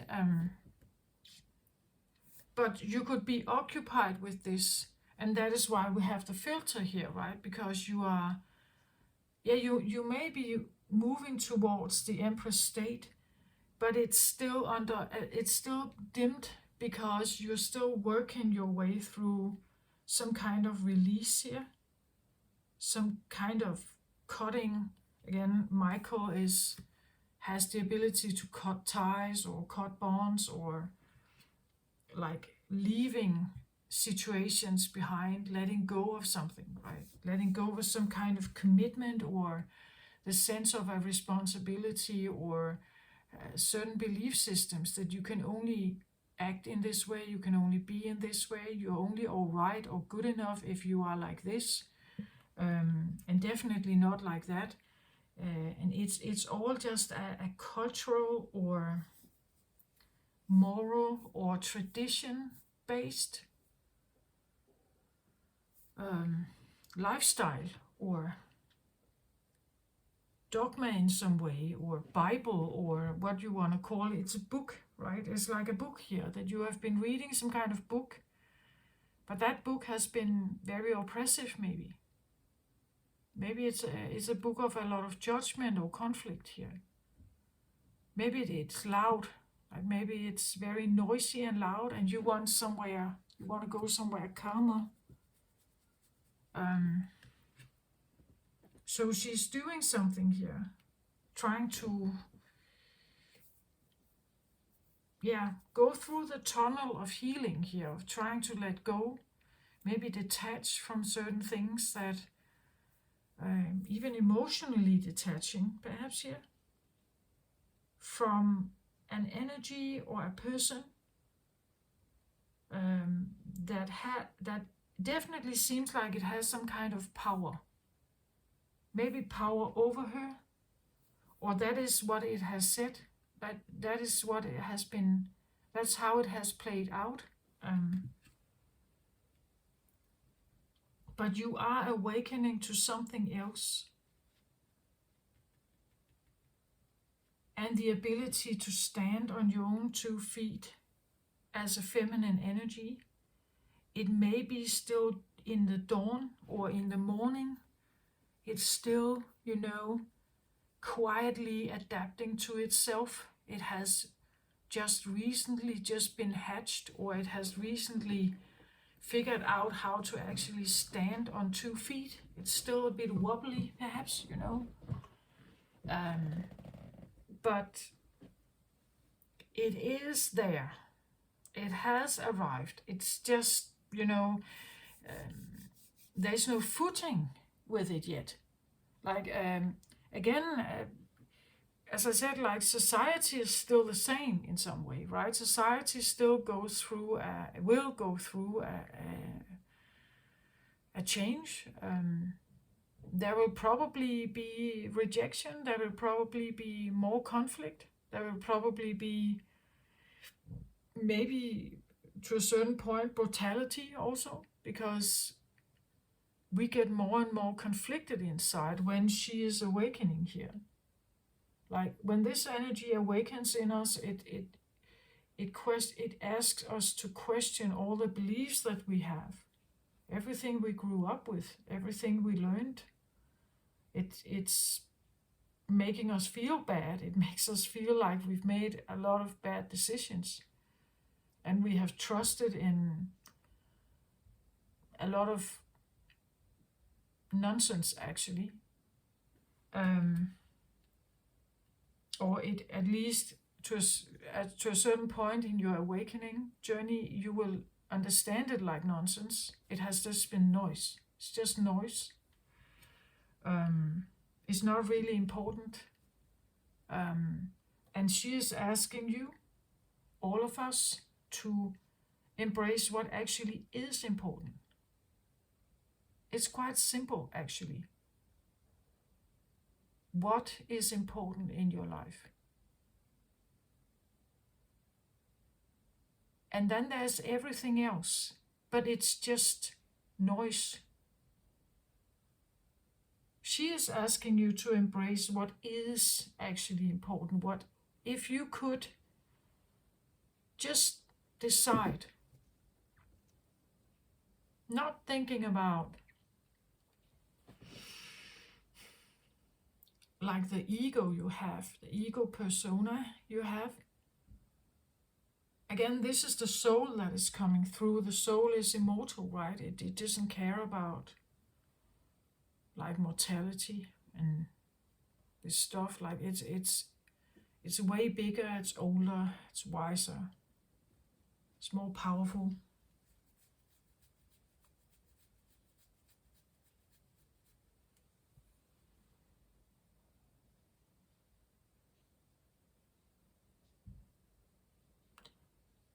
There will be certain values that trump everything. Certain values are just more important and therefore undebatable. But as long as you are somehow clinched or hatched to something here, that, or bound to something that seems like it has this filter over your confidence, perhaps, or that it has some kind of power over you, perhaps. And I see her like working on this, right? It's just that you don't get trapped in it. Because maybe you've been doing this for not just this lifetime, maybe you've done it more than that. And it's a sense of releasing, like you want to release yourself and get somewhere else. Like, and again, if we see this card as the third dimensional energy and fifth dimensional energy, that is then the shift that you are trying to attempt to get. Yeah. And you want to sail right towards the fifth dimensional energy that has a different leadership setting. It has a different vibe or vibrational frequency to it.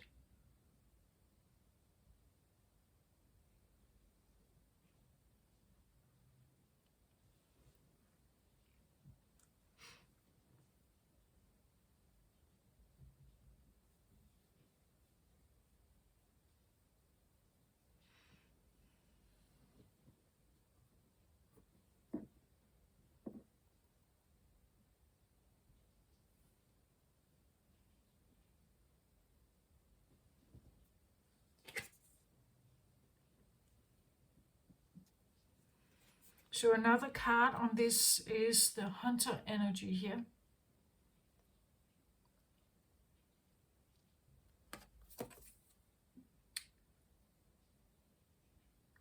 Again, I see this beautiful energy here, a beautiful woman here. And then there's this bear in the background, it's like there is something present that is hunting you or is there, right? It's present. It's present as this, and she as well, like she is there as well. It's like it's like a shadow that something follows you around, right? And you wanna like get rid of it, so that you could just pursue the things in life that you actually may want, right? Before the dawn of agriculture, dawn. Okay. Before the dawn of agriculture, we hunted in the forest to feed our kin. The hunter never takes more than what the village needs to survive. Often taking only one creature, the good kill. He is a master tracker who knows which path to follow to find success. Now I get that, like master tracker, I want to say I get a reference to, please have a look at the Aries reading also, because I talked about the scout and the trait tracker that was very masterful. So maybe there's something in the Aries reading as well for you.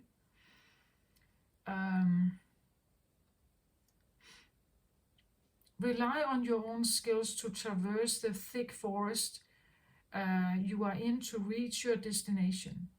You need to follow the tracks left by spirit to claim your bounty, which is already prepared and being offered to you. Do not follow the maps drawn by others, as they will not lead you through. Instead, become a map maker, find your internal compass, and use all your senses, including your common sense. Well, I feel like I've already touched upon this. The compass, open your senses, and this idea of releasing yourself from dogmas or other teachings here from others. Don't settle for the roadkill, because it could be poisonous, right?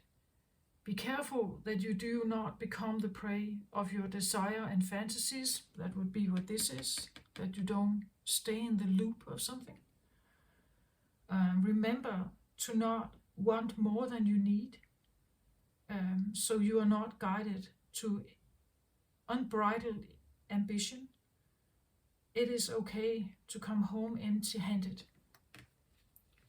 Okay, so with this and the Empress here, I also get this feeling of like something about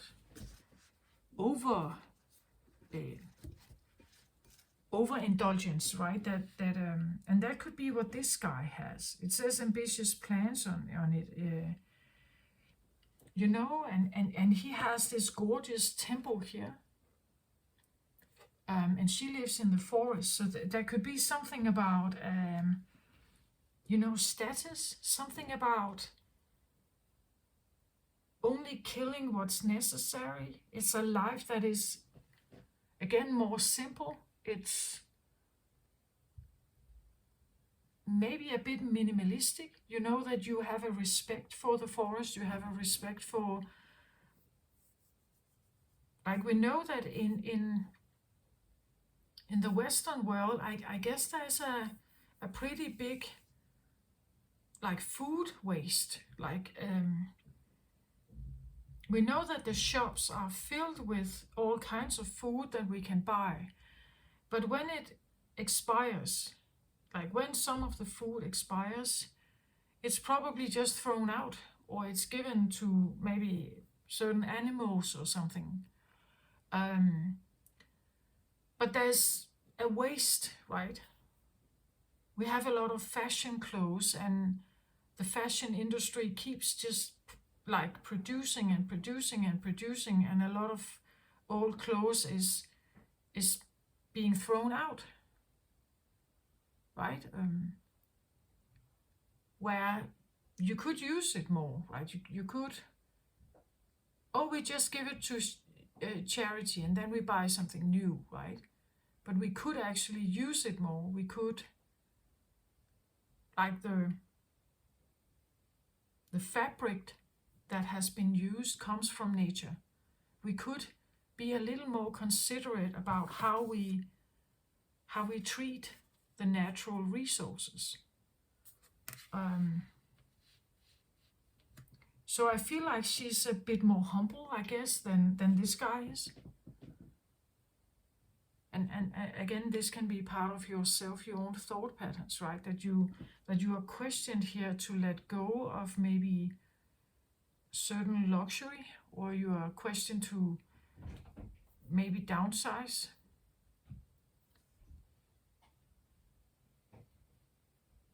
You could be questioned to, again, if we look at this, like, let's say that over here we have there's a lot of narrative here of how to look right, be attractive, and you have to maintain it, right? So over here we could have this very simple life, a slow living, simple living, minimalistic living, where we are downsizing or detaching from like the narrative that's here that is constantly asking us to keep it up, right? That we have to be strong, we have to have plans, we have to keep earning all the money, buy all the luxury things, we have to show the world how great we are. I feel like she's actually saying a little more, maybe get back to nature, right? Get back to this maybe respect, or a little more humble understanding. The downsizing thing here could be a thing. I only kill what I really need, or I only buy what I really need. There could be something about, cleansing your house from items that are that don't really matter to you. Like, you don't want to have them in your house, you don't want to be attached to them, because they actually don't matter. You just have them because, well, for some reason you bought them years back, but they have no real value to you.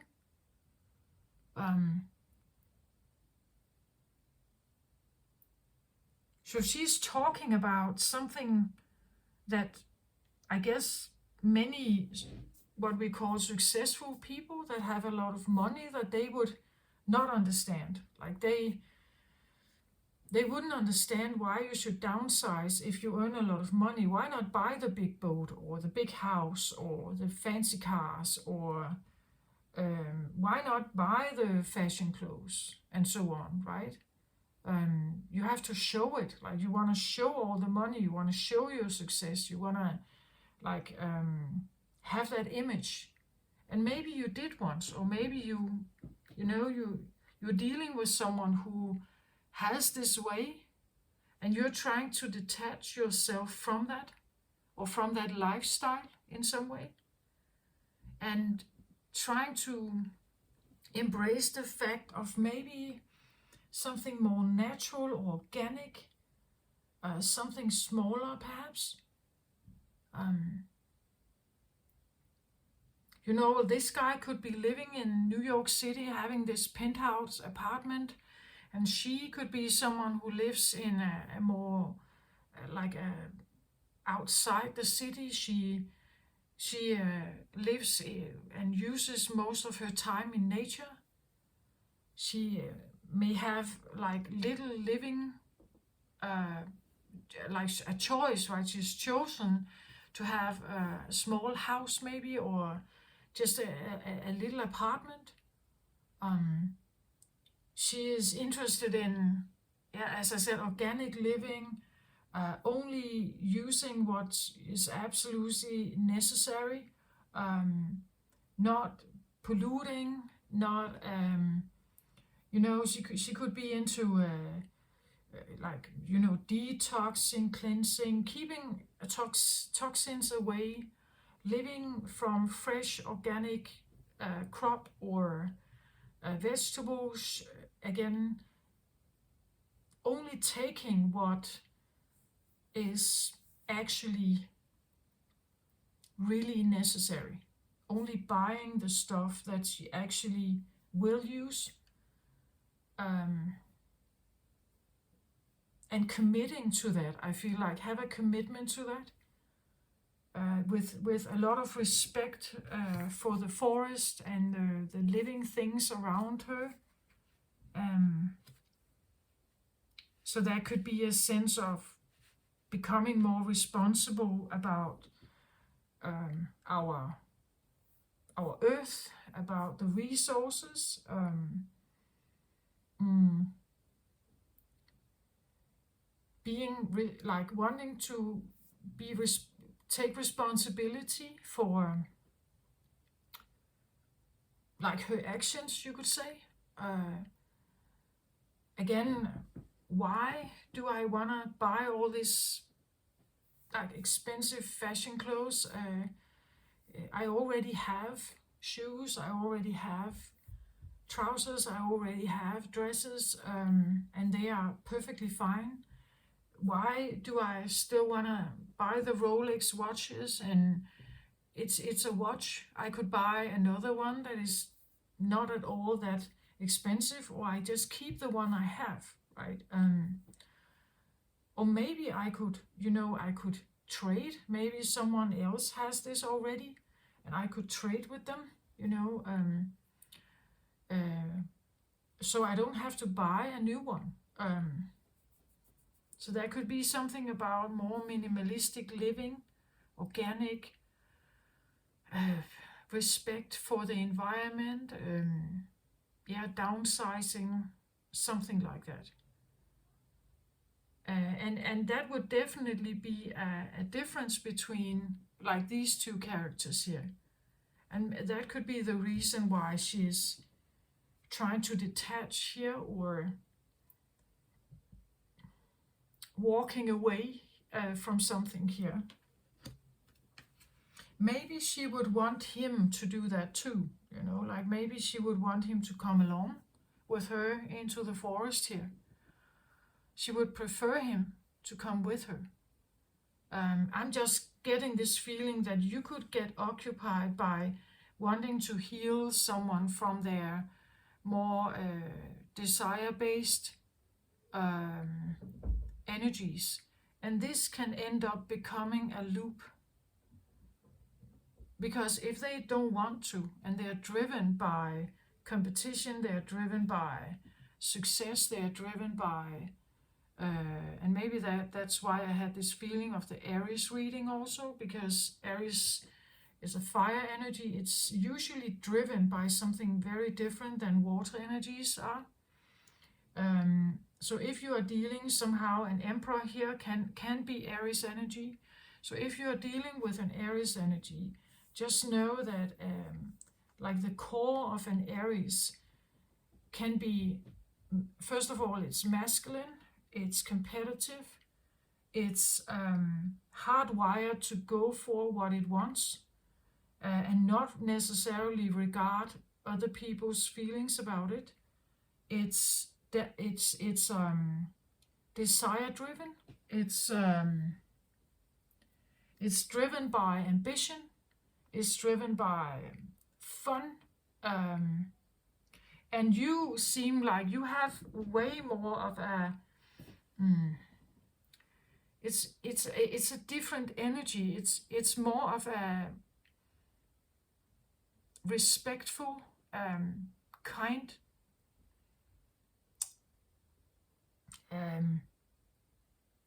responsible. Again, a mother energy, right? That cares for her surroundings, that cares for her children, that cares for what is there. But this energy can be way more consumerish-ish, It can be driven by those desires, and you can end up trying to heal something that, first of all, it doesn't want to be healed. Second, you're doing it maybe, you know, again, it could be with the idea that this is a good choice, that this is the right thing to do. But again, have you asked them here what they want? Right? Maybe you want them to come along on your boat here. But actually, it's up to them to figure this out, right?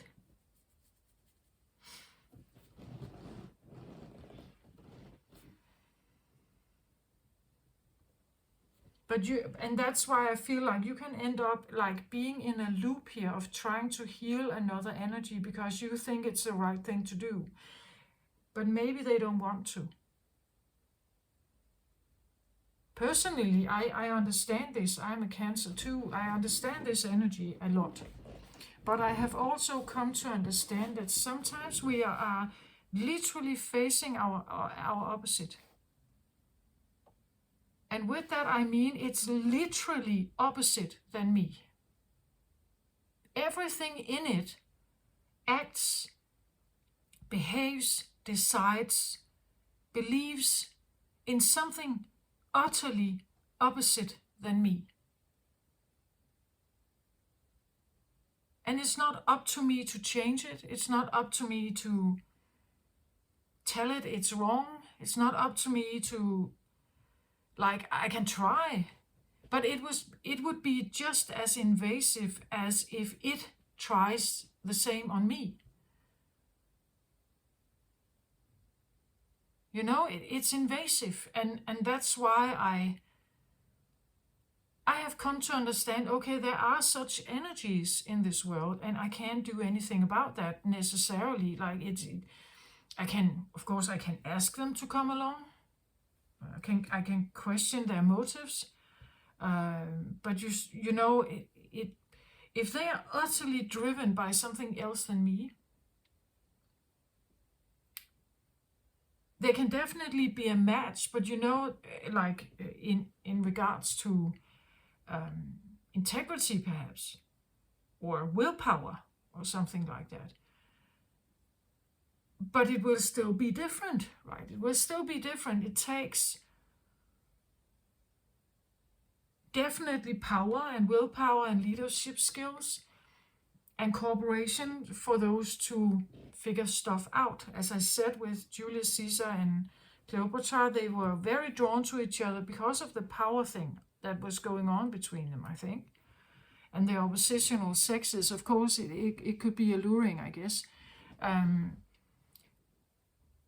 But when it all came down to it, Julius Caesar would expect her to bow down, because he believes he's the most powerful leader of them. He was challenged, though, by her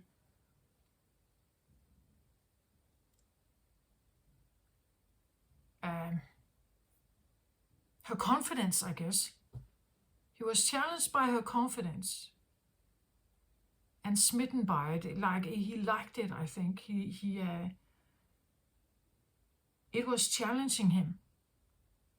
You know, that he couldn't just weigh her over, or he couldn't just, she wouldn't bow down, and she believed she was a goddess, right? She had a very strong identity about that.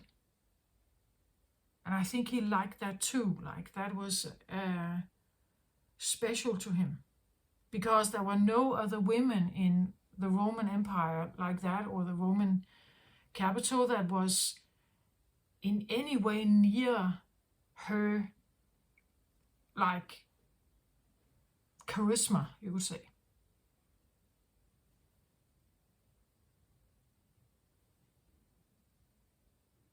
So just become aware of that, this loop thing that you again, because I feel like it's this filter that lays over your own development, and that it can become an excuse, right? That you as I said, you cannot be a victor and a victim at the same time, or you cannot be like stepping into full leadership if you're actually questioning if you're good enough, or that there's some kind of value thing here, that something has more value than you, or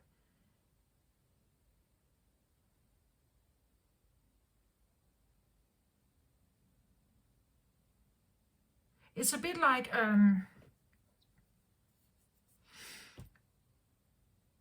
campaign, like when you have a president election, the president has this campaign where he's speaking about his beliefs, and he's speaking about what he wants to change and how he wants to make the United States a better place for its citizens and so on. And then there can be this opponent, this other candidate that has a similar campaign. It may feature a bit different values, but it's like a campaign. You have a campaign here with certain values, and then this one has a campaign with certain values, and it seems like it's almost like this one and the campaign they have, like the values that they sent out there, is so favored in some way that you may second guess yours, right?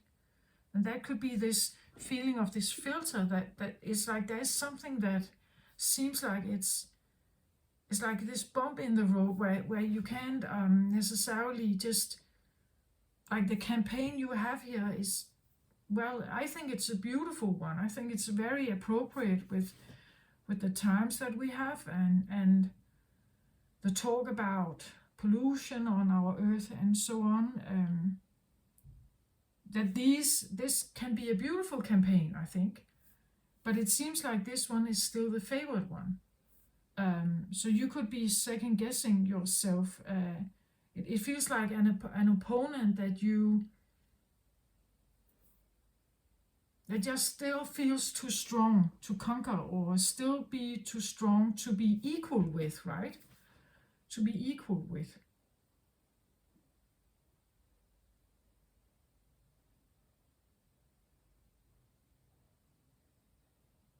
Yeah, that's what I feel like. Can we have an advice card, please, on this situation, this feeling of this filter that is there, though you know what your beliefs are underneath everything? Can we have an advice about this?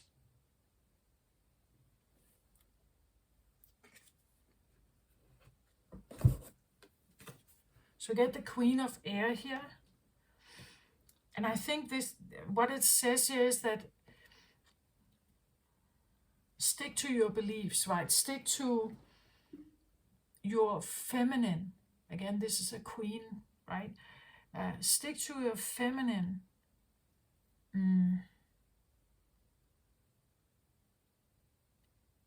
Your feminine beliefs here, right? Stick to what your muse tells you. Stick to your dogma, your beliefs here, right? Trust that you have what it takes to speak or to create this campaign, or to speak your mind here. The Queen of Air is a swords energy, so this is about, again, the clarity of mind here. Trust that you are already here, right? You are away from this. You are done with whatever clearing there is here. That you are already on the other side. Trust that you have integrity, you have boundaries, you have a strong voice, you have a strong point, I feel like, also to come across. The beautiful white owl here as a muse, or as a like a soul guide here, that this is your soul chakra, that it's right here beside you, it's alongside you. It's that you're not alone, that you do have followers, that you do have people that would trust in you.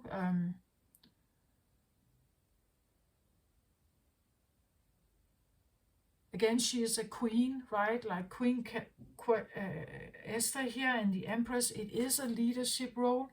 It is a mature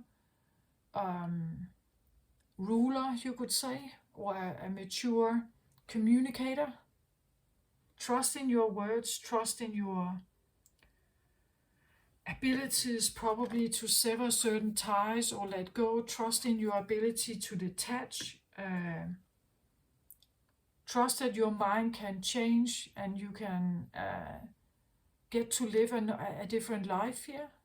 And also trust in that you have your own free choice here of mind. Just believe that you are free, right? Believe that you are out on the other side. You're already here. And when you are here, you are this one, right? You are clear. There is nothing holding you. You are free. And therefore you can make a free choice. You can speak freely.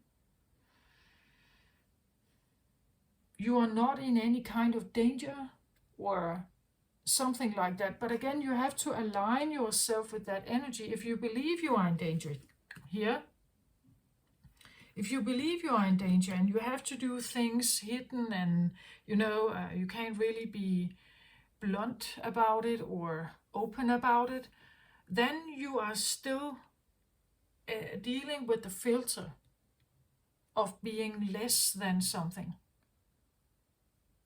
But what if you could identify with already being here, free of this, and of this for that matter?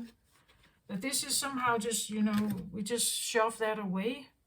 And you just totally and utterly concentrate on your own healing and your own beliefs, your own mind, your own choices, your own will.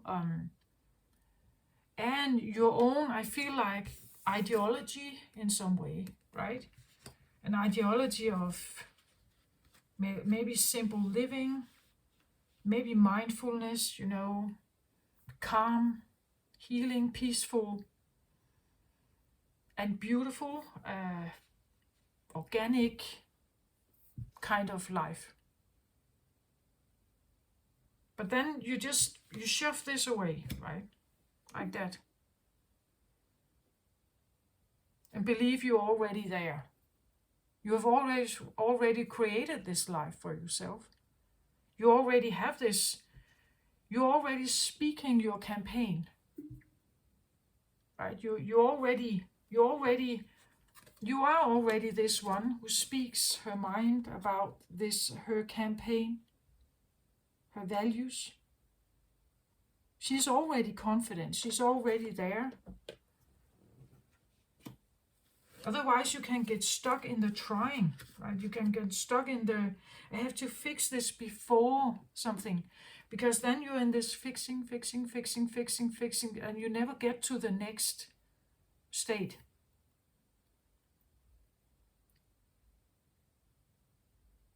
And that's why I feel like this can be like this loophole of trying to fix something that doesn't want to be fixed, that stays the same.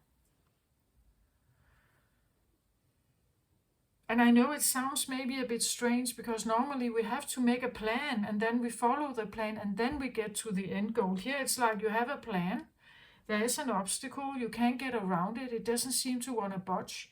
You can get occupied in fixing it, right?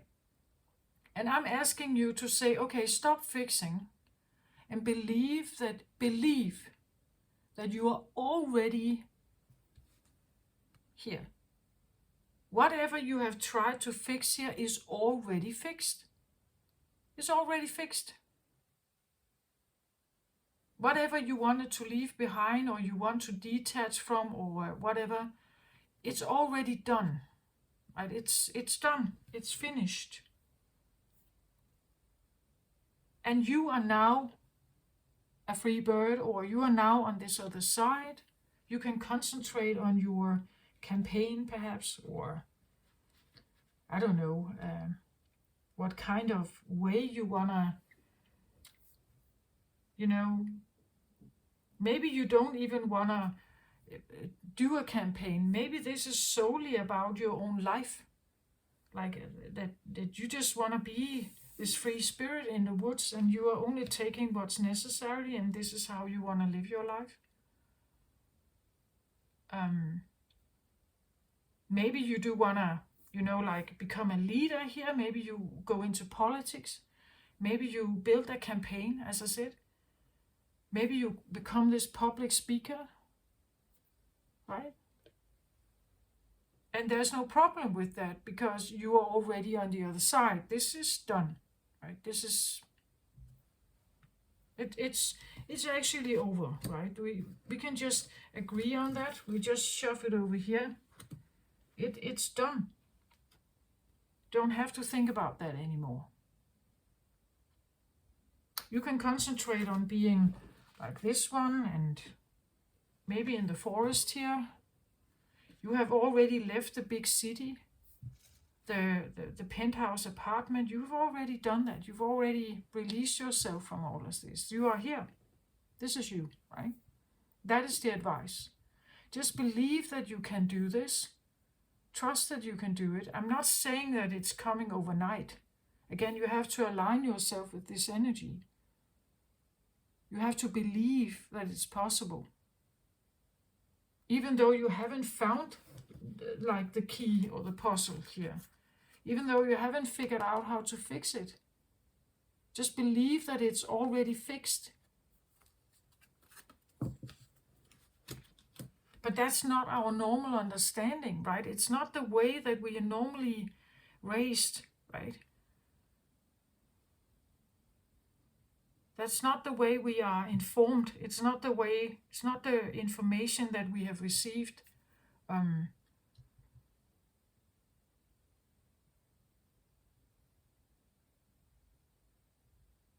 But that is what I have for you, Cancer, this time around. I hope this helps somehow. I wish you the very best, Cancer. It's a very interesting energy that you have here, and so much potential and beauty here to live the life that you want. Possibly maybe even carrying deeper, maybe even like with a sense of leadership here, like wanting to maybe impact your like social, the local society, or again,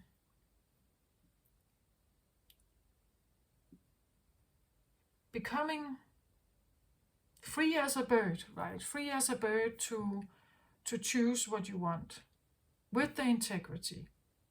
You're not a page here. You are a queen. You have maturity.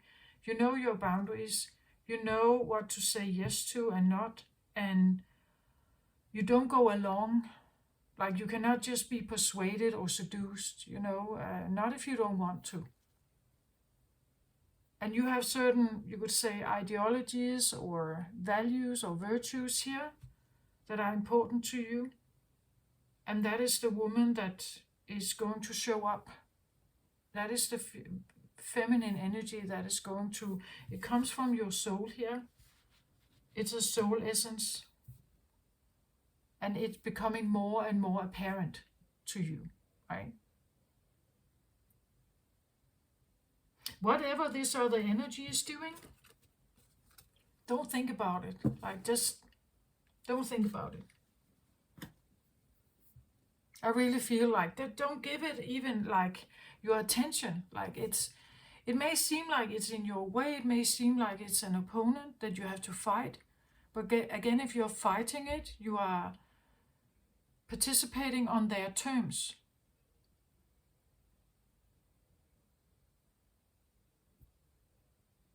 Right?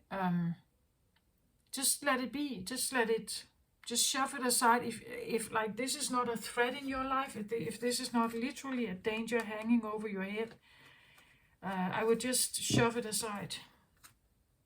Let it do whatever it wants. you concentrate on your own energy here. We can't control what other people do, but we can control something about what we do, right? And how we feel. So we can take responsibility for our own healing and our own state of mind, but we can't necessarily fix other people here. If they ask for help, potentially, maybe later on, it's a whole different story, because then they have realized themselves that, okay, maybe I do need some kind of help here. But otherwise, people are usually stubborn. They stick to their own setting. They don't necessarily change like that. Only if they really hit like a rock bottom or something and they can't seem to find another way out, then they may ask for help. And that's why I want to say, like, look at your own energy, your own life. Get your life in order, get your roles in order, get your children in order, or whatever. Live according to your beliefs here. And let them just do their own stuff, right? It may sound harsh, it may sound like I'm not caring. You are caring, you're just caring more about yourself here and your own healing, which is maybe also necessary. Again, look at this card, it's in the center. You are there, but you stand in the background, like something is filling up your mind here more than this one. And I don't think it should. Like, this belongs to someone else. It belongs to this Emperor energy, right? And again, it could be someone you care about a lot. Like, maybe it's a child, maybe it's a brother, maybe it's a father, maybe it's your husband. So we put the husband first, or the child, or the son, or the brother, or something. And you can, of course, you can just keep doing that. I'm just saying that as long as you do that, you do not care the same for yourself. Like, this one cannot come forward unless you are allowing at least for them to be equally important, and even more important. So you put this aside more, and you allow this other to come step more into the limelight for you, into your own awareness.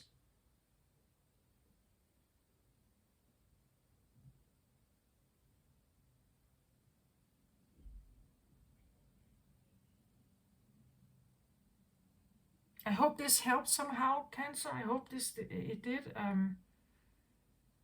Because we are really living in some very shifting times, and I feel that more and more people will feel this inner conflict between an old life and possibly a different life, and all kinds of sets of fears and confusion could be coming up. So I hope this helps somehow.